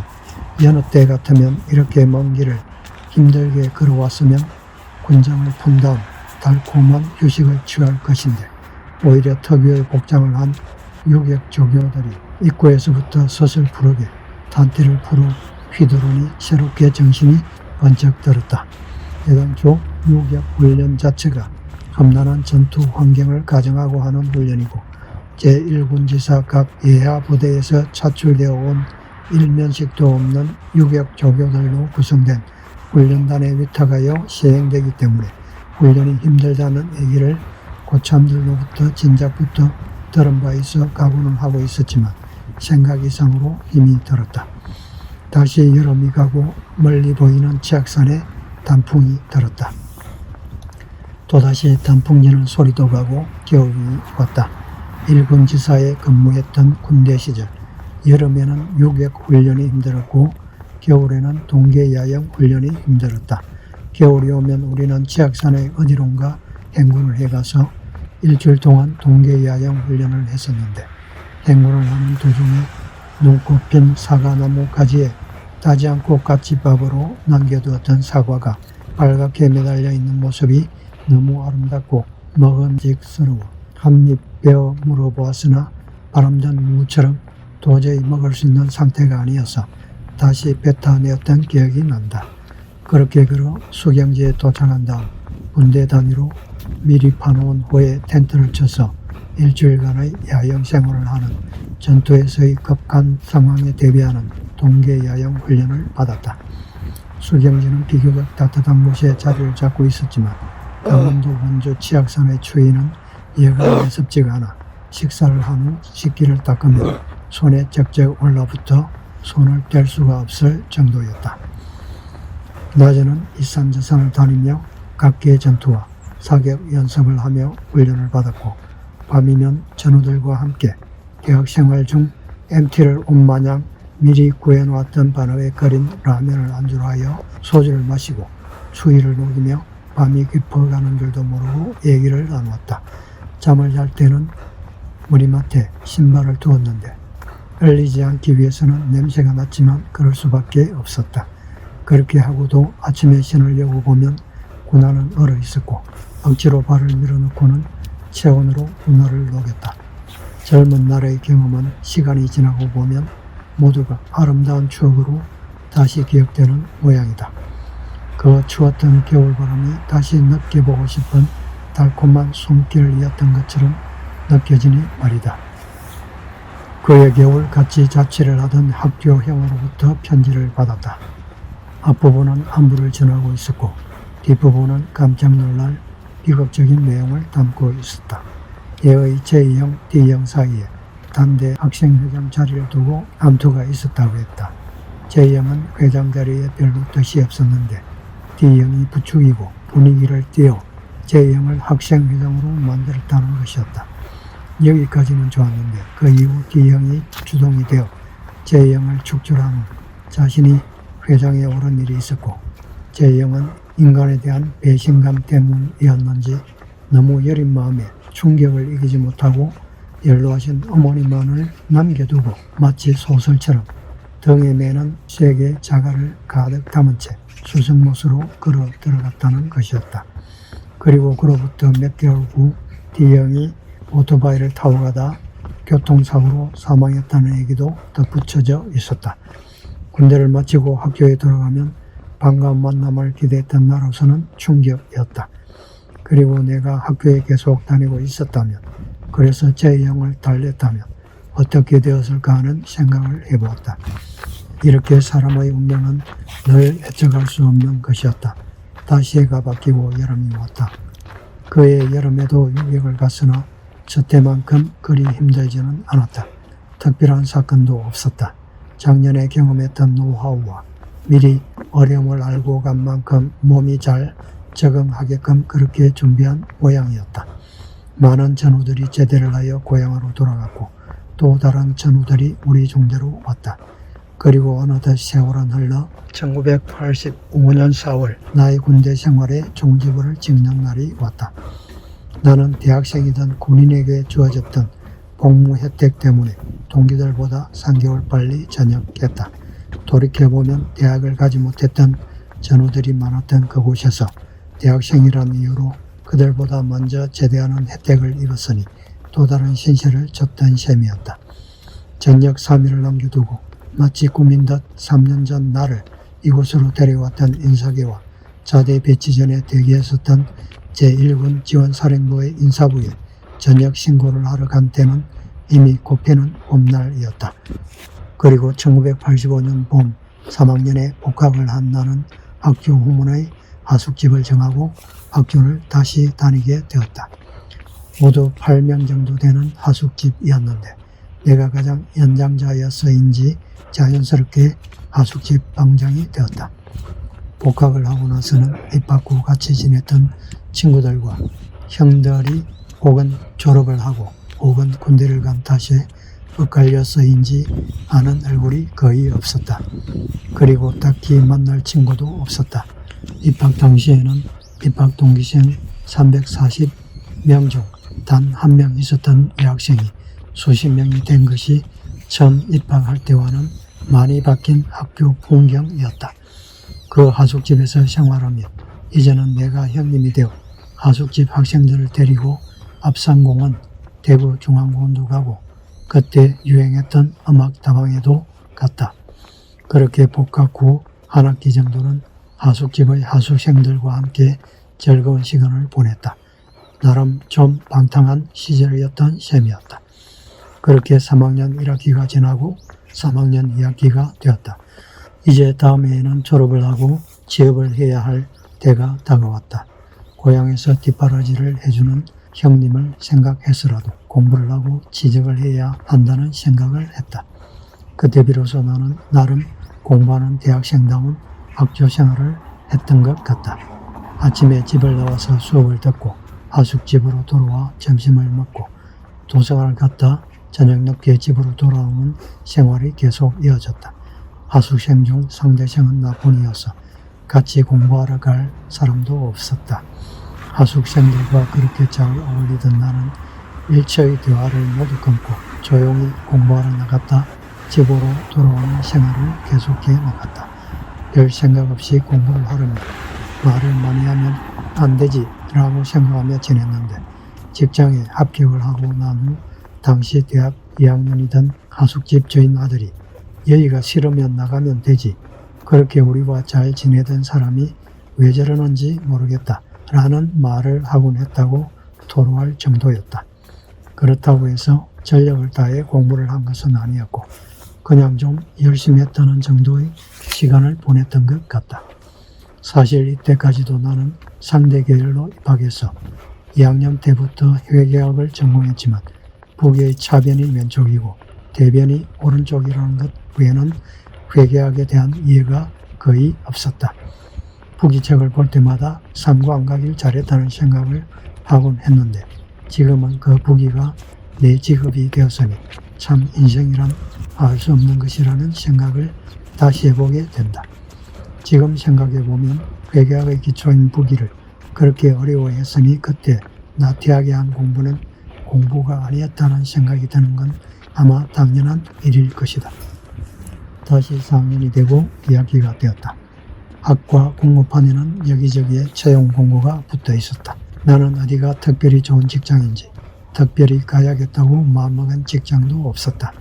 다만 학생들 사이에 LG는 인화를重시하고 사원복지가 좋다는 얘기가 돌았다. 나는 대학을 정할 때처럼 지원한 특별한 이유가 있어서가 아니라 인간미가 넘치는 기업이라고 생각한 LG가 좋겠다는 생각이 들었고 지원하기로 결정했다.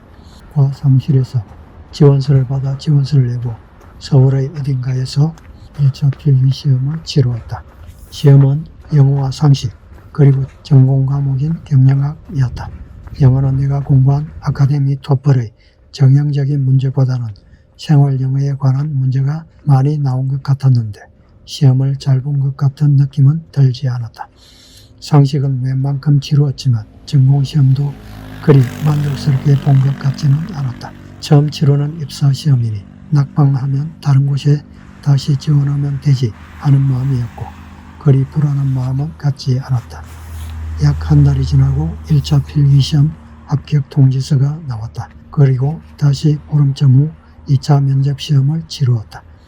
처음 가보는 서울인 만큼 면접장이 서울역 근처였는지 여의도 본사였는지 기억은 나지 않는다. 1986년 당시임에도 면접장은 지금과 다름없는 멋진 건물이었던 것으로 기억된다. 한 번에 3명이 면접을 본 것 같은데 면접관은 4명 정도였던 것 같다. 그 중 한 분은 입사 사업본부실에서 근무하면서 모셨던 사업본부장인 전문의이셨다. 다른 수험생들의 차례가 지나고 내 차례가 되었다. 자네 대학 다닐 때 대모를 해보았나? 갑작스레 전문인이 질문을 하셨다. 네, 돌멩이 정도는 던져보았습니다. 라고 답했다. 그러자 전문인이 큰 소리로 끌끌끌 웃으셨다. 그 외에 별다른 질문은 없었던 것 같다. 면접이 끝나고 내가 너무 긴장감 없이 금방지게 답했나 하는 걱정이 되었지만 이제 어쩔 수 없는 일이었다. 그리고 또 한 달인가의 기다림 후 최종 합격 통지서를 받았다. 늘 그렇던 나는 별다른 감흥도 느끼지 못한 채 취직이 되었다는 안도감으로 형님과 함께 고향집에서 시간을 때우며 소집 날짜를 기다렸다. 이제 금성산전에서 나의 첫 사회생활이 시작될 터였다. 금성산전 합격 통보를 받고 한 달 후인가에 연수 소집 통보가 왔다. 그리고 그룹 차원의 연수를 받았는데 교육기간은 약 한 달 정도가 아니었나 싶다. 아직도 존재하는가는 모르겠지만 교육장소는 역삼역 근처의 유스 호스텔이었다. 아침에 일어나면 친구 정리를 하고 세면을 한 후 구내식당에서 식사를 하고 9시부터 일과가 이어졌고 다시 저녁이 되면 인원 점검 후 2층 침대에 몸을 뉘는 날들이 계속되었다. 교육기간 동안 외출은 금지되었다. 식사는 양식, 한식, 중식 다양하게 나와서 아무래도 학교에서 먹던 것보다는 훨씬 좋았다. 지금으로부터 35년여 전의 일이니 기억도 가물가물하다. 교육은 그리 집중하지 않았던 까닭에 크게 기억은 나지 않지만 어렴풋이 당시 유행했던 브레인스토밍 기법에 따른 토의도 있었던 것 같고 상당히 높은 수준의 교육이었던 것 같다. 특히 연수 막바지에 있었던 3박 4일 정도의 LG그룹 소속 기업 탐방은 깊은 인상을 주었다. 방문 기업들은 당시 대한민국 최신 최고의 기업이었고 전국 각지에 흩어져 있었다. 방문 첫날 연수장인 유스 호스텔을 떠나 부산으로 향했다. 첫 방문지는 LG화학이었다. LG 창업주 연암 구인회 회장은 1947년 LG화학의 전신인 럭키 치약으로 유명한 락키 화학공업이라는 작은 화장품 공장을 설립시킴으로써 당시의 LG그룹을 탄생시켰다. 락키 화학공업은 구시 가문과 허시 가문의 공동사업으로 처음 출발할 때 두 집안의 지분은 구시 가문 몫이 60%, 허시 가문 몫은 40%였는데 두 가문은 서로 초심을 잃지 않고 신의를 잘 지켜 60년 가까이 화목하게 공존하다 2005년에 LG와 GS로 분리 독립하였다. LG화학의 바로 옆에는 구인회 회장이 1969년 타계환 뒤 장남인 구자경 LG 명회 회장이 연암의 창업 정신을 기리기 위해 연암이 살던 집을 개조해 연암 기념관을 만들었는데 기념관 곳곳에는 연암의 경영 철학이 묻어 있었다. 그분의 어록 중에 세상에 결코 우연은 없다. 한번 맺은 인연을 모두 소중하게 여기라 라는 말씀이 있다. 이런 사람과는 과감히 인연을 끊기를 권하는 지금 세태에서 다시 한번 되새겨 보아야 할 귀한 말씀이 아닌가 싶다. 첫 방문지에서 하루를 보낸 후 다시 버스를 타고 부산을 떠나 도착한 곳은 전라남도의 금성사, 지금의 LG전자 공장이었다.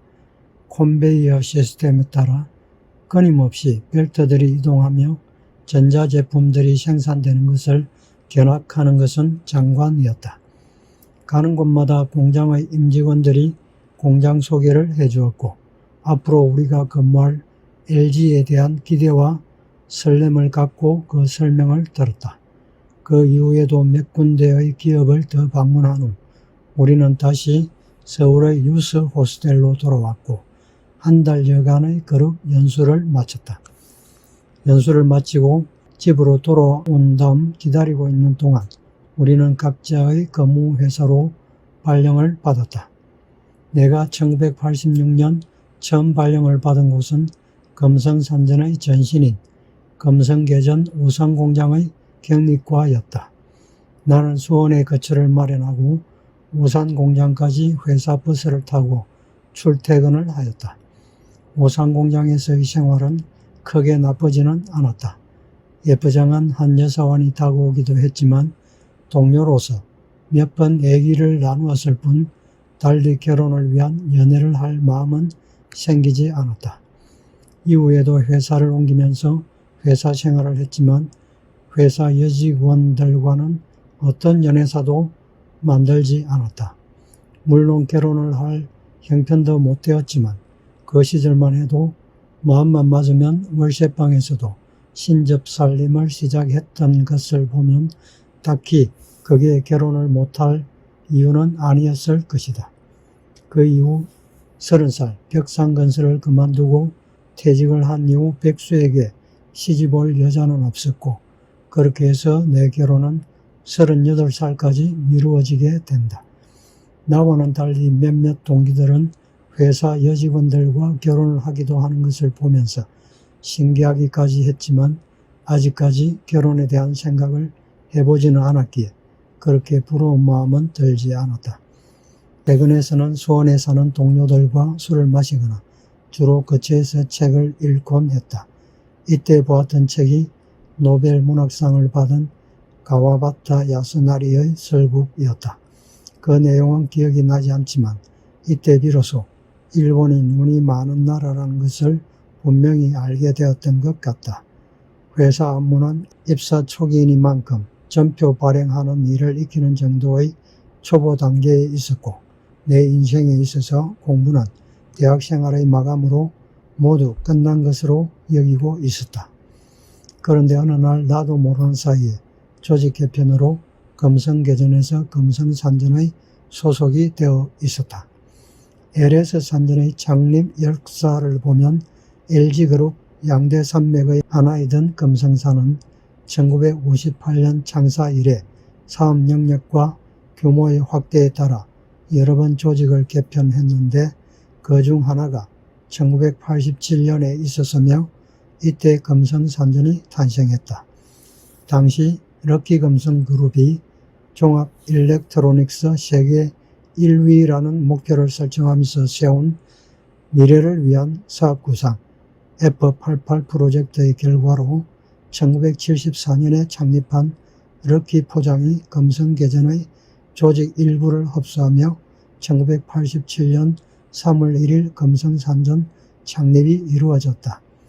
1987년 3월 금성산전은 4월 1일 금성개전에서 8부 17과 469명의 인원을 인계받았으며 이듬 해인 1988년 3월에는 오산공장과 배선반 생산시설을 정식으로 인수했고 7월 내에는 금성기전 배선반 생산시설까지 인계를 받은 것으로 확인되고 있다. 이때 내 소속이 금성개전에서 금성산전으로 변경된 것이다. 당시 금성산전은 창원공장, 오산공장, 청주공장이 있었고 상기자동화 플랜트, 자판기 4개의 영업부문이 있었는데 오산공장은 산업기기 부문의 배전반과 자동화기기를 생산하는 공장이었다. 내가 퇴사한 1988년 3월 이후에도 금성산전은 1993년 1월에는 금성특수기기를 합병했으며 그해 12월에는 대망의 1억 달러 수출을 달성하는 등 성장 일로를 걸었으며 1995년 2월 그룹의 기업 이미지 통합 코퍼레이트 아이덴티티 작업 때 LG 산전으로 이름을 바꿨다고 되어 있다. 그리고 그해 9월에는 아직 금성을 고수하고 있던 모태 금성개전과 금성기전을 인수하여 자본금 1018억 원, 직원 10,000명, 매출액 1조 원을 웃도는 대형기업으로 성장했다. 2003년 12월에는 LG그룹에서 계열 분리되었으며 2005년 3월 LS 산전으로 개명, 오늘에 이르러 많은 우여곡절을 겪은 다음 지금의 LS 산전으로 자리를 잡은 듯하다. 첫 발령지인 오산공장 격리과에서 잘 지내고 있던 내가 서울의 금성산전 사업본부의 요원으로 차출된 것은 1987년 금성산전이 창립되면서 4개 사업부 3개 공장을 관리하기 위해 효과적인 관리부서가 필요했고 입사 면접 당시 자네 데모해본 적 있나? 라는 질문을 내게 하셨던 전무님이 사업본부장으로 부임해 오신 때였다. 지금 생각해보면 바로 이때부터 내 인생의 역정이 이후의 LS 산전처럼 평탄치 않은 경랑의 길을 걷게 된 것 같다. 또 한편으로는 비록 많은 우여곡절을 겪었지만 격리부서에서 일하며 회사 장부를 만드는 평범한 삶을 살다 과장이나 부장을 거쳐로 회사 생활을 마감하는 대신에 명색이 평생직업이라는 전문직업을 갖게 된 하나의 계기가 된 것으로도 볼 수 있을 것 같다. 서울의 사업본부 관리실로 근무처를 옮기면서 누님의 집으로 거처를 옮겼다. 누님은 당시 서울의 당산동역 인근에 집이 있었고 작은 사업을 하고 있었다. 그렇게 해서 사업본부 관리실에 출근을 하니 모든 환경이 달라져 있었다. 사업본부 관리실은 4개 사업부와 3개 공장의 영업과 생산을 관리하는 사업본부장이신 전무님의 직속 스텝부서로 기술팀과 관리팀 2개 과로 편성되어 있었다. 오산공장의 격리과만 해도 과장님 밑에 나의 사수격이었던 대리가 있었고 나와 또 다른 대졸 직원 그리고 고졸 직원 3명과 여직원 1명 등 8명 정도가 있었는데 금성산전의 4개 사업부와 3개 공장을 관리하는 사업본부 관리실의 관리팀은 과장님과 나 그리고 후배 직원과 여직원 4명이 전부였다. 기술팀 또한 과장님 이하 평직원 3명으로 4명이 전부였고 그중 1명은 해병대 중위 출신인 고등학교 후배였다. 그리고 부장님이 기술팀과 관리팀을 총괄했다. 결과적으로 관리팀은 소수의 인원으로 전 회사의 영업과 생산의 실적 관리를 해야 하는 막중한 임무를 맡고 있었던 셈이다. 물론 사업본부 관리실에서 하는 관리라는 것은 실질적인 관리라기보다는 사업본부장님이 사업부의 각 임원과 영업부장, 과장, 그리고 공장의 임원과 부장, 과장들을 모두 모아 회의를 열 때 사용하는 회의 자료와 경영 분석 자료를 만드는 것에 주로 국한되어 있었다. 기술 파트의 업무는 신기술 개발에 관한 기획 업무이었지만 기술 분야인 만큼 그 구체적인 내용은 알 수가 없었다.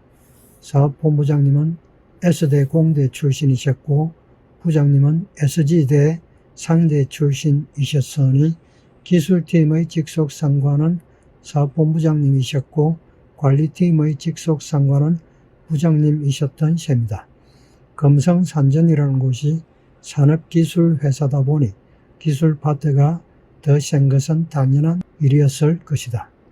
이때부터 내 마음속에는 금성산전에서의 회사 생활에 대한 회의감이 들었던 것 같다. 당초 관리팀 과장님은 나보다 2~3살 많은 키가 크고 금성산전 최고 미남인 젊은 분으로 직접 자료를 만들었는데 내가 사업본부 관리실로 옮기고 난 후 얼마 지나지 않아 결혼을 하고 애야 사업부의 과장님으로 자리를 옮기면서 금성산전 최고참이신 듯한 분이 대신 과장님으로 정근을 오셨기에 K대 출신의 후배 사원이 있었지만 결국 영업관리팀의 회의 자료는 부장님의 지시에 따라 내가 도맡아서 만들어야 했다. 자료는 각 사업부와 공장의 영업관리 담당자로부터 받아서 집계해서 만들어야 했고 경영 분석 자료는 부장님의 지시를 받았고 별도로 내게 안을 내보라고 지시를 하기도 하셨다.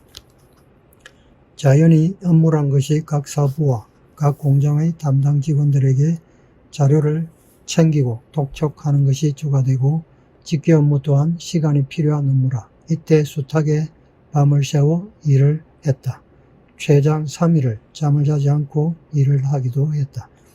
사업부와 공장의 임원과 부장, 과장을 포함하는 사업본부 관리실 회의는 사업본부 회의실에서 본부장님의 주관으로 이루어졌는데 우리가 만든 OHB 회의 자료를 부장님이 브리핑을 하고 나면 사업본부장님이 실적이 떨어지는 사업부 임원들과 부장, 과장을 질책하는 형식이었는데 이때의 사업본부장님은 평소와는 달리 매우 다혈질이 되셔서 과음을 치는 것은 다반사였고 심하게는 재떨이를 날리는 경우도 있었다.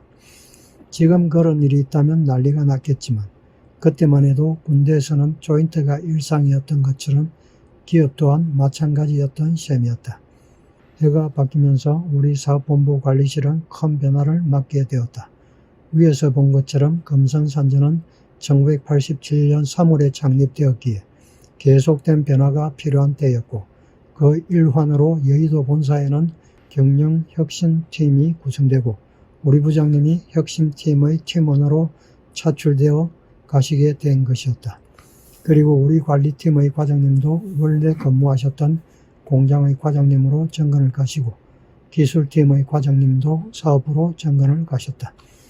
그렇게 1987년이 지나고 있었다. 곧이어 해가 바뀌면서 사업본부장님은 금성개전 사장님으로 영전이 되어 가시고 새로 사업본부장님이 정근을 해오셨다.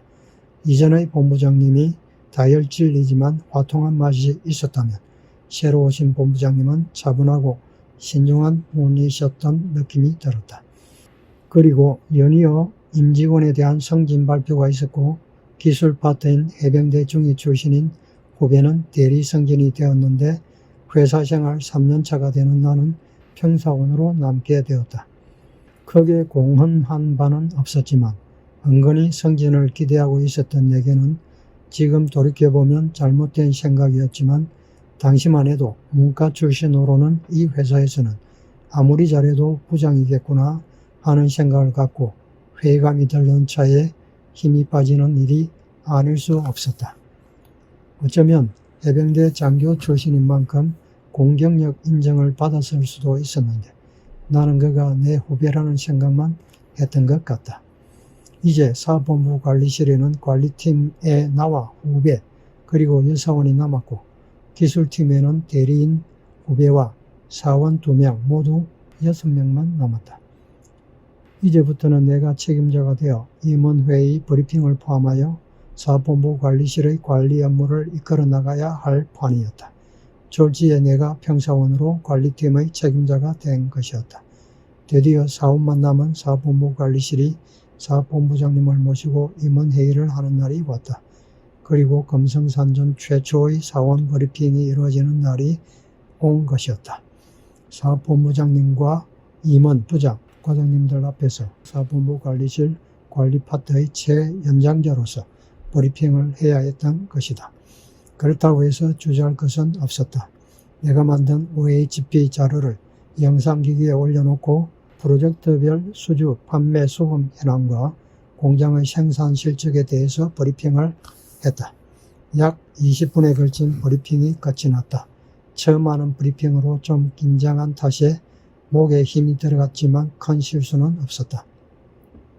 새로운 본부장님이 브리핑을 잘 했는데 앞으로는 군대식으로 너무 딱딱하게 하지 말고 좀 부드럽게 하도록 하라고 말씀하셨다. 그런데 그때 내가 왜 그랬을까? 긴장이 풀린 탓인지 아니면 아직 부서에 적을 두고 있는 부장님을 두고 일개 사원인 내가 왜 이런 일을 해야 하나 하는 서러운 생각이 들었어인지 갑자기 눈물이 왈칵 쏟아진 것이었다. 아마 너무 큰 부담감을 이겨내지 못한 것 같았다. 그런데 내 눈물을 보는 순간 사본부장님의 표정이 굳어졌고 회의장 안의 분위기가 굳었다. 새로 부임해온 사본부장님은 내가 분명히 바뀐 사본부장인 자신에 대한 불만을 가지고 있기 때문이라고 생각했을 것 같다. 그리고 꼭 그게 아니라고 하더라도 회의 분위기를 이상하게 만든 내 잘못은 문책을 받을 만한 것이었다. 그 일 때문이었는지 새 사본부장님은 다시는 나를 보지 않겠다는 듯 나를 부르지도 보지도 않았다. 나 또한 너무 민망했다. 나는 그때만 해도 직장이 무엇인지 어떻게 해야 하는지를 잘 몰랐던 것 같다. 너무 쉽게 다른 직장으로 옮기면 되지 라는 생각을 했었던 것 같다. 나는 별 생각 없이 3일 만에 사표를 내고 말았다. 고향에서 작은 형님이 이 소식을 듣고 깜짝 놀라 서울로 올라왔다. 그리고 당시만 해도 본인은 야인이었지만 재계, 학계, 정계에 자신의 동창들이 회장도 하고 대학 총장도 하고 국회의원도 하던 오촌 당숙에게 부탁하여 고명을 청했지만 소용없는 일이었다. 이미 면직 처리가 되었기 때문에 불가능하다는 대답이었다. 금성산전을 그만두고 하숙집에서 며칠을 지내다 벽상건설에서 낸 경력사원 모집 광고를 보고 원서를 냈다. 서류 심사 합격을 하고 면접을 갔다. 10수명의 면접 대상자가 있었고 나와 내 나이 또래의 한양대 출신인 친구 둘이 합격을 했다. 왜 합격을 했는지 따져보니 물론 개인에 대한 평가도 있었겠지만 나의 경우는 벽상건설 창립자이신 명예회장님의 고향이 마산이었는데 내가 마산 출신이었던 것이 가장 큰 이유가 아니었나 싶고 다른 한 친구는 당시 사장님이 한양대 출신이라 후배 사원을 뽑은 게 아니었나 싶다. 면접장에서 사장님이 내게 말씀하셨다. 최석배 씨, 우리 벽상건설에서 대리로 열심히 해보기를 바라네. 그렇게 해서 나의 두 번째 회사 생활이 벽상건설 기획조정실에서 다시 시작되었다. 어느 날인가는 사장님이 특별히 식사 자리를 만드시고 맞은편에 앉은 나를 보고 최석배 많이 먹어 라며 특별히 챙겨주시기도 했다. 하지만 나의 벽상건설에서의 근무는 금성산전에서만큼도 오래가지 못했다. 회사는 월요일 아침마다 사원들 대상으로 3분 스피치를 시행했는데 내 차례가 왔고 나는 다시 사고 아닌 사고를 치고 말았다. 당시 연 5천억 매출의 금성산정과 그룹 계열사들을 생각하며 벽상건설은 아직 대기업이 아닙니다. 우리 사원들이 주인의식을 가지고 진정한 의미의 대기업을 만들 수 있도록 노력해야 합니다. 라고 한 것이 문제였다. 당시만 해도 민주화 이후 노동운동이 격화되어 노동시위가 잦아지기 시작한 시기였다. 사장님이 내 발언을 들으시고는 당장 마이크를 드시더니 이 회사는 종업원 여러분들의 회사가 아닙니다. 여러분들은 이 회사에서 열심히 일만 하면 되는 것입니다. 라고 말씀을 하시는 것이었다.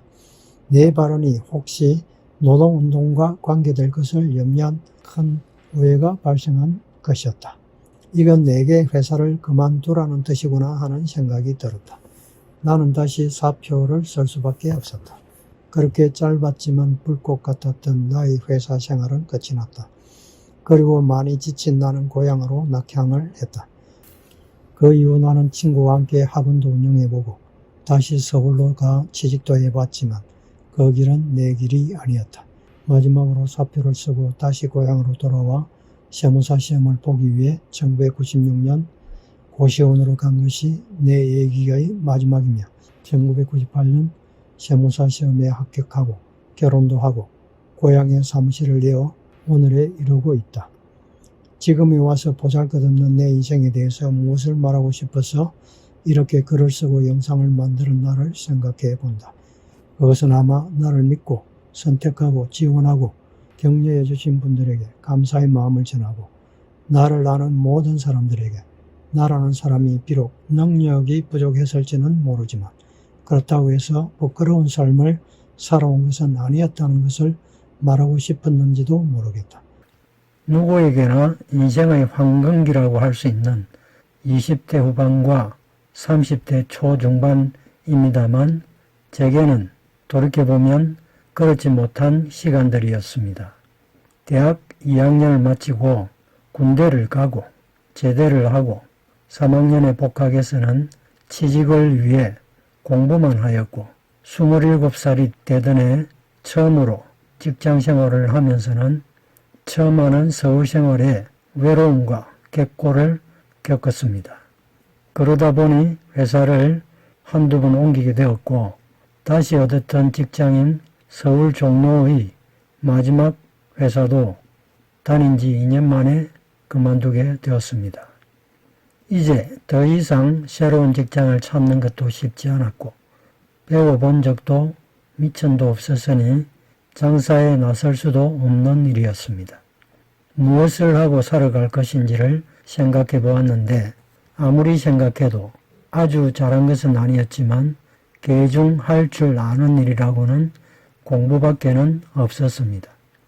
일주일 동안을 아무도 찾지 않는 골방에서 뒹굴던 저는 드디어 고시원으로 들어가기로 결심했습니다.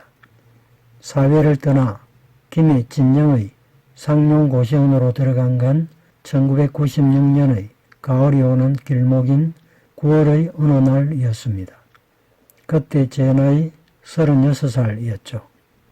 도전할 시험은 전공과 공부기간을 감안하여 세무사를 선택했습니다. 더 이상 갈 곳이 없어서 또 더 이상 할 일이 없어서 고시원으로 들어가는 것은 단순히 공부가 문제가 아닌 생존이 달린 문제였습니다. 고시원 생활이라는 게 그 자체로서도 쉬운 일은 아니었지만 숙박비와 책값, 용돈 등 아무리 줄여도 매달 50에서 60만 원 정도 소요되는 비용 또한 만만한 문제가 아니었습니다. 그래도 그동안 직장생활을 하면서 조금 모아두었던 돈이 미천이 되었습니다. 서울 신림동 고시촌으로 올라가기 전 잠시 지내던 김해 진영의 상룡고시원 주변에는 단감과수원이 절비했고 고시원생들이 가을 한두 달 동안 저는 그나마 얼마간은 버틸 수 있는 여력이 있었으니 고마운 일이 아닐 수 없었습니다. 상룡고시원은 진영읍에서 3-4km 떨어진 야산에 위치하고 있었는데 나이 어린 일반적인 고시원생이 주인과 함께 지내던 본체와 나이가 많아 공부에만 매진하는 속칭 구신들이 생활하던 위체가 야산의 칠부 능선에 있었는데, 절로 비교하자면 일반 선임들이 지내는 본사와 도성들이 기도로 정진하는 좀 더 깊은 산중의 암자 정도로 생각하면 되겠습니다. 새내기 고시원생의 경우는 본체의 방을 구하는 게 보통이었지만 나이도 많은 편이었고 마음도 급했던 저는 겁도 없이 여름이면 뱀이 드나들고 겨울이면 사풍이 사정없이 창을 때리는 다 쓰러져가는 움막집, 키가 큰 사람은 발 뻗기도 쉽지 않을 만큼의 두 평이 될까 말까한 위체의 방에다 이불 보따리와 책침을 풀었습니다. 기왕에 시험에 도전하기로 결정하였으니 이제 무엇보다도 중요한 일은 과연 합격할 수 있는 시험인지의 가능성을 타진해보는 것이었습니다.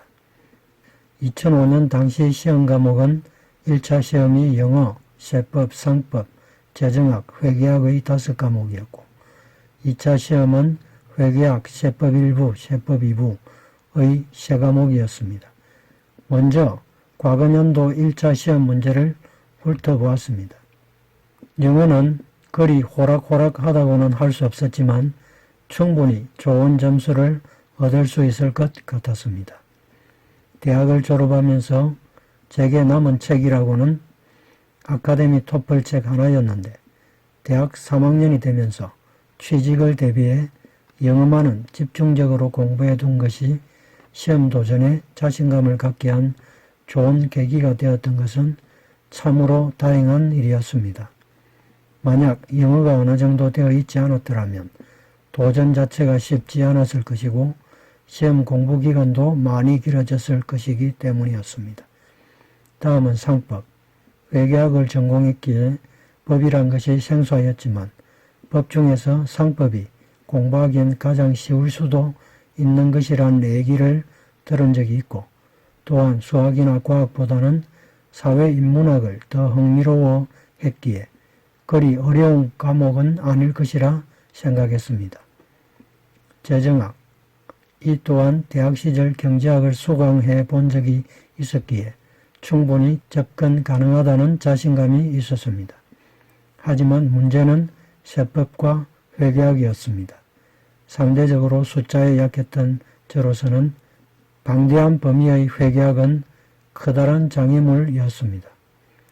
회계학에는 재무회계, 원가회계, 관리회계라는 과목이 있었고 이것은 세법 1부, 세법 2부로 구성된 세법 과목보다도 훨씬 광범위한 것이었습니다.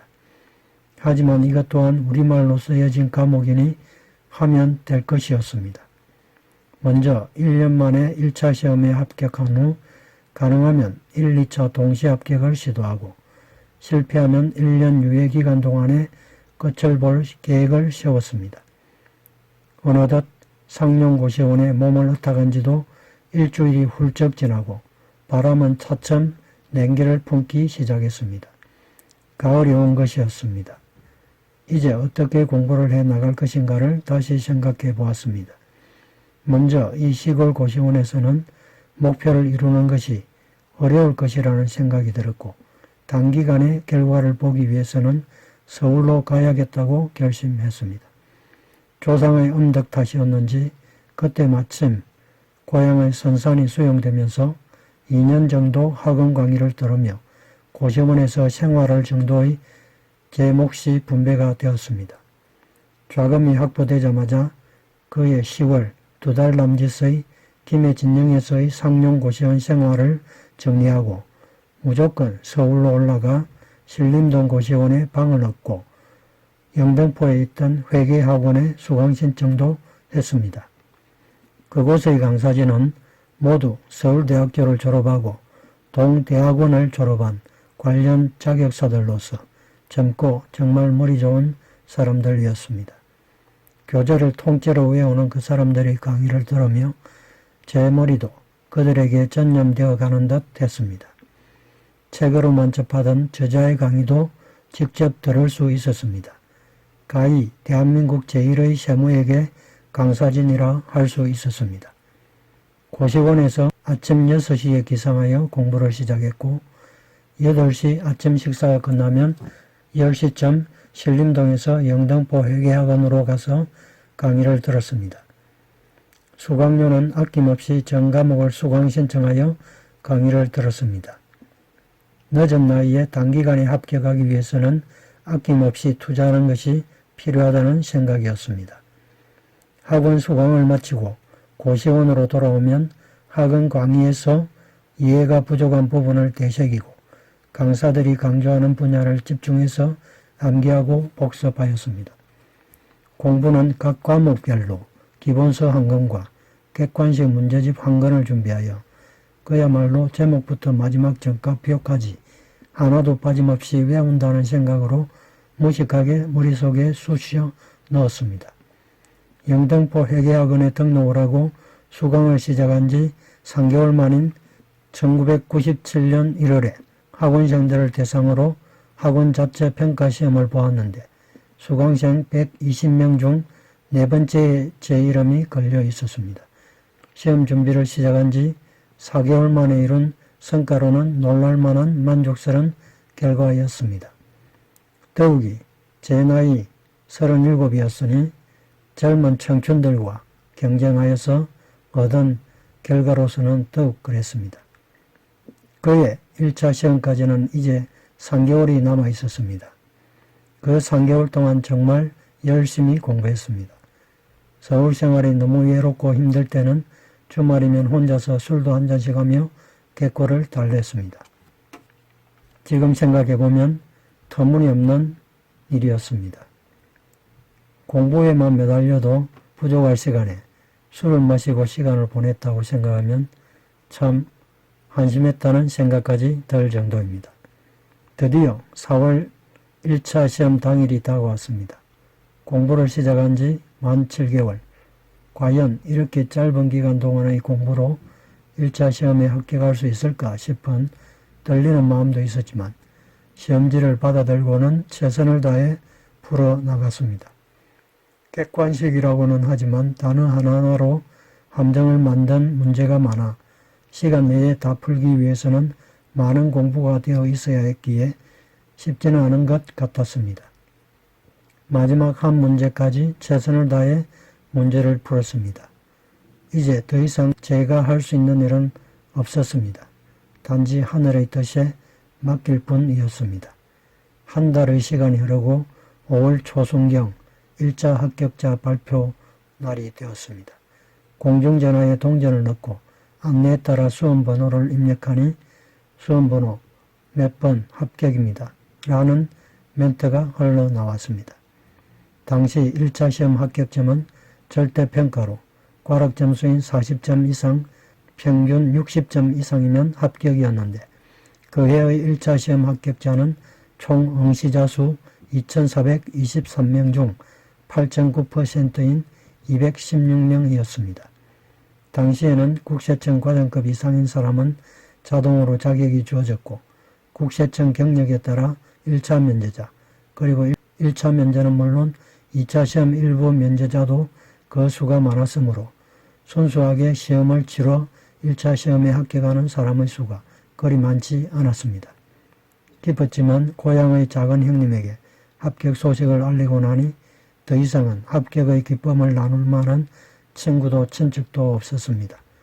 대신 신림동 고시원에서 시험을 준비하면서 만나 잠시 교류를 가졌던 지금은 이름도 기억나지 않는 4년간 준비를 해온 학행비가 있었는데 그와 같이 1차 시험 합격의 기쁨을 함께 나누었습니다.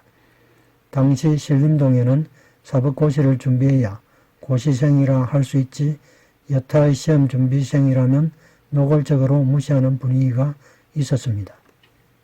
아무도 알아주지 않고 축하의 말도 들을 수 없는 곳이었지만 나와 B는 서로를 축하하며 합격의 기쁨을 마음껏 누렸습니다. 하지만 1차 시험 합격은 아주 작은 시작에 불과하였습니다. 1차 시험 합격을 10km 마라톤을 완주한 것이라 보면 2차 시험 합격은 42.195km의 마라톤 풀코스를 완주하는 것보다 더 어려운 일이었습니다. 그의 2차 시험까지 채 4개월 남짓의 시간에 1, 2차 동차 합격은 거의 불가능하다는 것을 잘 알고 있었지만 너무 큰 욕심은 갖지 않기로 하고 내년을 대비해서라도 최선을 다해 2차 시험에 임하기로 했습니다. 1차 준비 때와 같이 마찬가지로 낮에는 회계학원에서 2차 시험 대비 특강을 수강하면서 야간에는 고시원에서 복습하는 형식으로 공부를 해 나갔습니다. 특별한 공부 방법은 없었습니다. 저녁 식사 후 신림동 고시원 근처에 있는 절까지 30분 정도를 걷는 것 외에는 늘 책상에 붙어 있었고 밤 1시 정도에 잠자리에 드는 생활을 계속해 나갔습니다. 힘든 시간은 하루하루 흘러갔고 어느새 2차 시험 1차는 눈앞으로 훌쩍 다가와 있었습니다. 시험 당일 고사장의 단도안에 많은 사람들이 북적대고 있었습니다.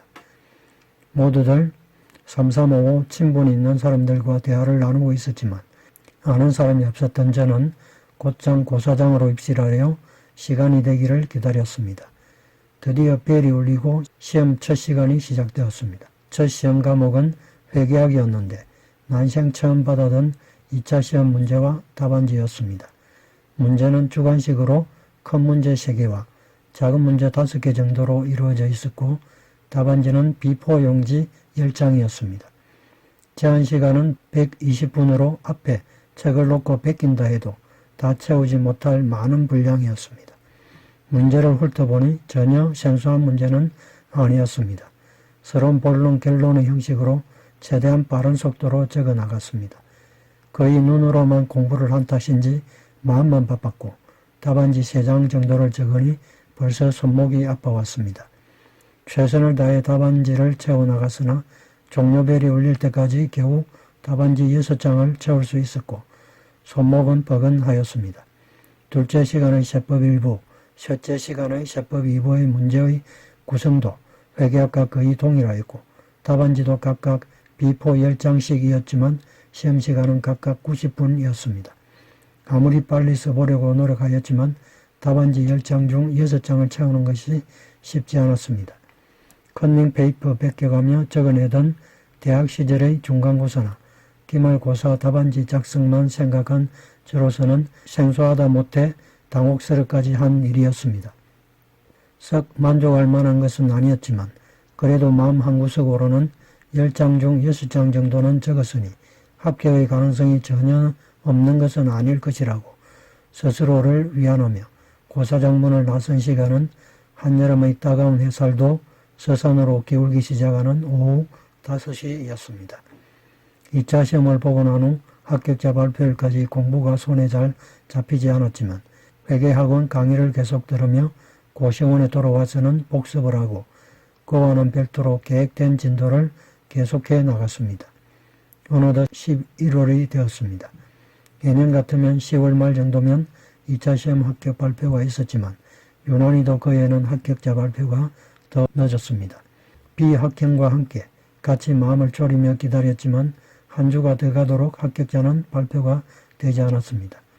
그러고도 일주일이 더 지난 겨울이 코앞으로 다가온 11월 16일에서야 드디어 합격자 발표가 났습니다. 뛰는 가슴을 진정시키며 고시원이 절비한 골목길 전화통에 동전을 넣고 수험번호를 눌렀습니다. 당연한 일이었지만 몇 번을 확인해도 합격자 명단에는 제 이름이 없었습니다. 불합격이었습니다. 과목별 점수를 확인한 저는 망연자실할 수밖에 없었습니다.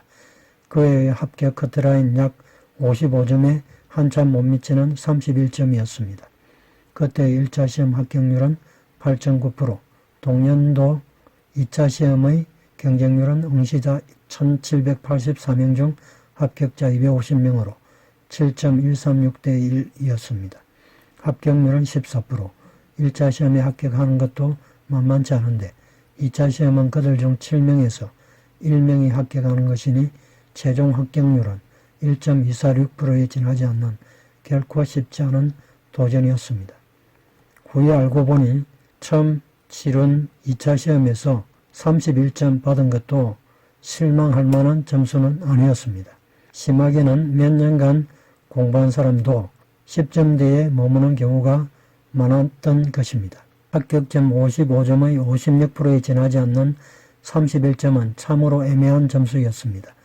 처음으로 도전한 2차 시험이 아니었다면 아마 몇 회를 더 도전한다 해도 합격하기가 쉽지 않는 점수였을 것입니다.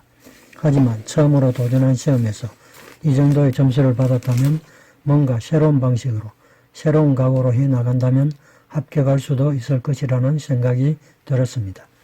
어차피 더 많은 시간이 남은 것도 또 다른 희망이 있는 것도 아니었습니다. 여기서의 실패는 곧 죽음일 수도 있다는 생각을 하였습니다. 먼저 대학 시절의 중간고사, 기말고사를 떠올리며 시험에 임하던 태도부터 바꾸어야 했습니다.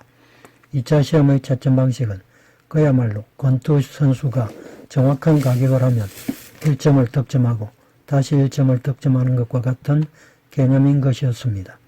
어떤 문제가 10점짜리 문제라면 요구하는 답을 정확한 전문 용어로 상황에 맞게 설명하면 1점을 득점하고 다시 또 전문 용어로 문제의 다른 요점을 첨언하면 1점을 득점하는 방식의 채점 방식이었으니 대학 시절의 일반적인 용어로 허황하게 설명하는 것은 허공을 가르는 권투 선수의 펀치처럼 득점에는 아무런 도움이 되지 않았던 것입니다.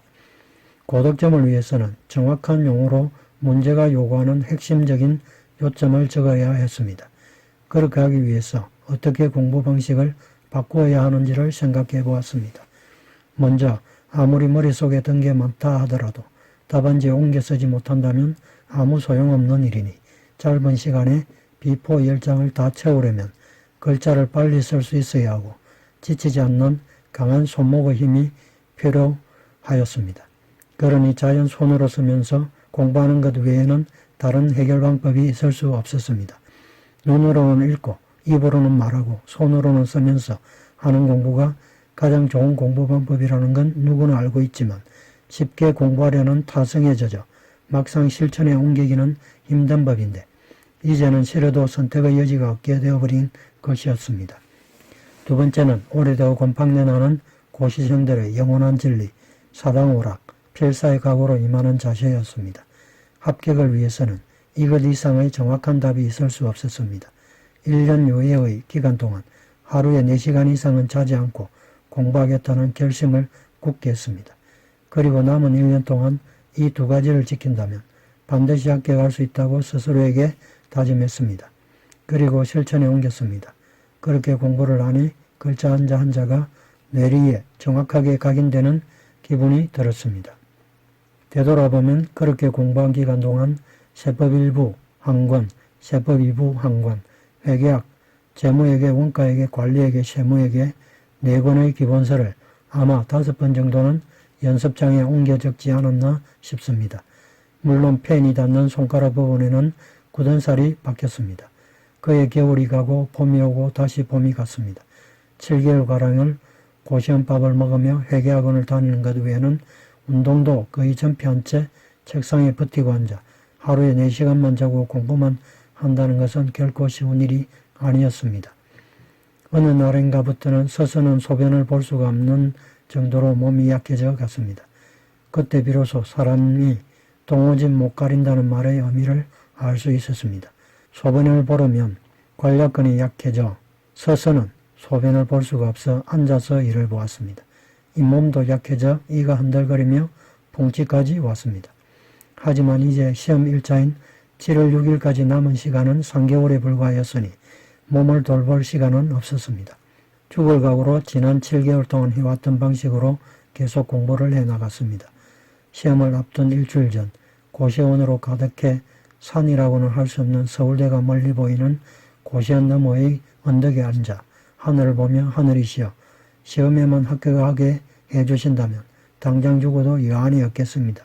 라고 되뇌이며 합격을 기도했습니다. 더 이상 남은 돈도 체력도 아무런 여력도 없었습니다. 이번엔 낙방하면 1차 시험부터 다시 시작해야 하니 또 작은 형님에게 짐을 지우게 될 것이고 2년 이상의 시간이 더 필요하게 될 것이었습니다. 또 그렇게 몇 년을 더 한다고 해서 합격할 보장도 없는 것이니 그야말로 막다른 골목에 이런 처지가 된 것이었습니다. 시험 전 이틀에 걸쳐 큰 제목만을 눈에 걸르며 책장을 빠른 속도로 넘기는 방식으로 전 과목의 마무리 정리를 하였습니다. 그러면서도 머리가 텅 빈 것 같아 과연 시험장에서 공부했던 내용들이 생각이 날까 의구심이 일었지만 이제는 더 이상 어떻게 할 도리는 없는 일이었습니다. 시험 전날 밤 아무리 마음을 진정시키려 해도 마음으로 되지 않는 것은 비단 나의 경우뿐만은 아니었을 것이었습니다. 다른 날과는 달리 책장을 덮고 12시에 자리에 누웠지만 잠은 쉽사리 찾아오지 않았습니다. 그래도 다음날 시험을 위해서는 자두어야 했기에 잠을 청한 지 2시간쯤이 흐르고서야 겨우 잠이 들 수 있었습니다. 드디어 수험 당일 아침 여느 때처럼 고시원에서 아침밥을 챙겨 먹고는 7시쯤 고시원을 나서 고사장으로 향했습니다. 8시쯤 고사장에 도착하니 벌써 많은 사람들이 여기저기 무리를 지어 얘기를 나누며 시간이 되기를 기다리고 있었습니다. 화장실을 다녀와서는 9시쯤 고사장으로 들어갔습니다. 얼마의 시간이 흘렀을까 2명의 시험관이 입시를 하였습니다. 부정을 방지하기 위해서인지 책상 간격이 넓어서 한 고사장에 대략 20명 정도의 수험생들이 앉은 것 같았습니다. 모두들 필기도구를 책상에 정돈한 채 긴장된 얼굴로 시험이 시작되기를 기다리고 있었습니다. 이들 중에서 합격자는 2~3사람 정도가 될 것이었습니다. 잠시 후 시험관들이 시험지를 엎어서 배부하기 시작했고 시작점이 울리기 전에 시험지를 보는 행위는 부정으로 간주한다는 감독관의 서리빨 같은 경고가 이어졌습니다. 첫째 시간의 과목은 10시부터 12시까지 쉬는 시간 없이 2시간에 걸쳐 재무회계, 관리회계, 원가회계, 세무회계의 4개 분야에 걸쳐 문제를 풀어야 하는 회계학 시험이었는데 오늘 시험의 성패를 가름할 가장 중요한 분수령인 시험이었습니다. 따르릉 드디어 고사를 시작하는 종이 울렸고 그와 동시에 시험지를 활짝 펼쳤습니다. 마지막 정리할 때 걱정했던 것과는 달리 머리는 문제가 요구하는 답을 명확히 생각해냈고 손목은 작년과 달리 재빨리 움직여 주었습니다. 단답형 작은 문제 3분의 2 정도가 나왔고 3분의 1에 해당하는 큰 문제가 3문제 정도 나왔는데 특별히 모르겠다는 문제는 없었습니다.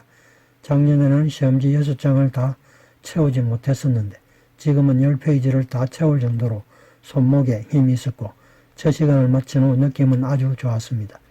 이제 남은 시험만 어느 정도 치르면 합격할 것이라는 자신감이 들었습니다. 12시부터 1시 30분까지는 점심시간 겸 휴식시간이었습니다.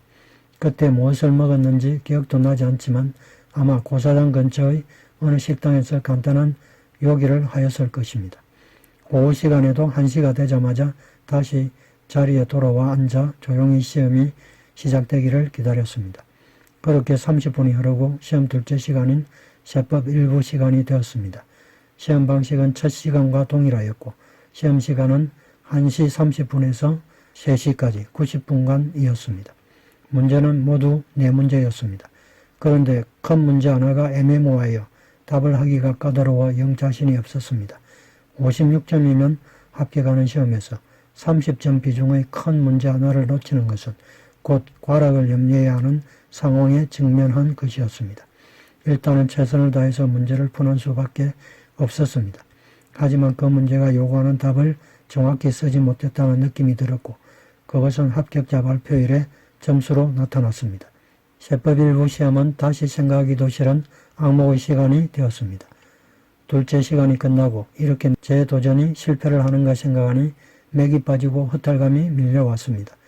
하지만 고생한 지난 1년을 돌이켜보며 아직 시험이 끝난 건 아니니 결과가 어떻든 후회하지 않기 위해서라도 마지막까지 최선을 다해야 한다는 각오로 무너져 내리려는 마음을 겨우 다잡았습니다. 셋째 시간은 세법 2부로 시험 시간은 3시 30분부터 5시까지의 90분간이었습니다. 세법 1부와는 달리 특별히 애매한 문제는 없었고 충분히 풀 수 있는 문제였습니다. 마지막 10분을 알려주며 시험관이 말했습니다. 마지막까지 최선을 다하십시오 라고. 물론 저에게 한 말일 수도 있었고 아닐 수도 있었겠지만 그때 저에게 그 말은 며칠 전에 고시원 언덕 너머에서 하늘을 보며 기원했던 제 말에 대한 하늘의 답변이라는 느낌으로 강하게 다가왔습니다. 그 말에 응답이라도 하듯 시험을 마치는 종이 울릴 때까지 마지막에는 동해물과 백두산이 가사라도 적는다는 심정으로 최선을 다하여 적고 또 적었습니다. 그렇게 비포 답안지 일정을 다 채우고 나니 종이 울리고 마침내 시험이 끝이 났습니다. 그해 제34회 최종 합격자 발표는 전해보다 보름 이상 빠른 10월 31일에 있었고 합격자 306명의 명단에는 제 이름도 포함되어 있었습니다. 예상대로 shepherd 일부는 과락 점수인 40점을 겨우 넘은 42점이었습니다. 그렇게 2년에 걸친 제 인생에서 가장 치열했던 도전은 끝이 났습니다. 그리고 2년 후인 1999년 4월 39세의 늦은 나이에 결혼을 하였고 2000년에는 아이도 낳았습니다. 하늘은 제게 기회를 줬는데 아직도 그 기회를 살리지 못하고 예나 지금이나 돈 안 되는 삶을 살고 있지만 살아오면서 도움을 베풀어 주었던 많은 사람들과 좌절의 순간에 최선을 다하라며 힘을 불어넣어줬던 그 시험관의 목소리를 기억하기에 결코 호인이라고 할 수 없는 제가 남의 입장을 조금은 이해할 수 있는 사람이 되었고 또 그렇게 살아가려고 노력하고 있습니다. 그리고 하늘은 간절히 구하고 최선을 다하는 자에게는 응답을 한다는 몸으로 경험한 진리를 기억하며 어떤 일이든 최선을 다해 살아가려고 노력하고 있습니다. 지금으로부터 25년 전에 있었던 도전은 그렇게 시작되었지만 아직도 끝이 나지 않은 진행형입니다. 그 절실했던 순간들을 가끔씩은 망각하고 살아가며 또 다른 실수와 나태함도 있겠지만 치열했던 도전의 기억은 마음속에서 지워지지 않는 영원한 인생의 등대로 남아있을 것입니다. 이 영상을 보시는 분이 있고 또 무언가에 도전을 하려고 하시는 분이 있다면 해주고 싶은 말은 마지막 순간까지 최선을 다하라는 말입니다. 마지막 순간에 포기하고 동해물과 백두산이라는 가사라도 적어 답안지를 채우겠다는 각오가 없었다면 그때 저희 도전은 실패하였을 것이고 지금보다 훨씬 더 어려운 상황에 직면할 수도 있었을 것입니다. 그리고 먼저 사람이 되어야 자신이 하고자 하는 도전에 성공할 수 있다는 것은 또 다른 경험이었고 배움이었습니다. 어떤 시험이든 시험은 그 시험이 요구하는 사람을 볼 줄 아는 눈을 가지고 있고 누구도 독수리의 눈보다 예리한 시험의 눈을 피하지 못한다. 그러므로 최선을 다해야 하고 최선을 다하는 사람은 반드시 한 단계 더 성숙하게 되어 그 시험이 요구하는 사람이 될 수 있다는 생각입니다. 길다면 길고 짧다면 짧은 인생의 중반기 2년 동안 신림동 고시촌에서 가을을 2번 보냈습니다. 가을이 끝날 무렵이면 그 경사진 신림동 고시촌 골목길에는 이불 보따리를 메고 오르는 머리가 허연 백발의 학생들이 있었고 10년, 20년, 30년을 공부를 직업삼아 살아온 주름진 얼굴의 학생들이 있었습니다.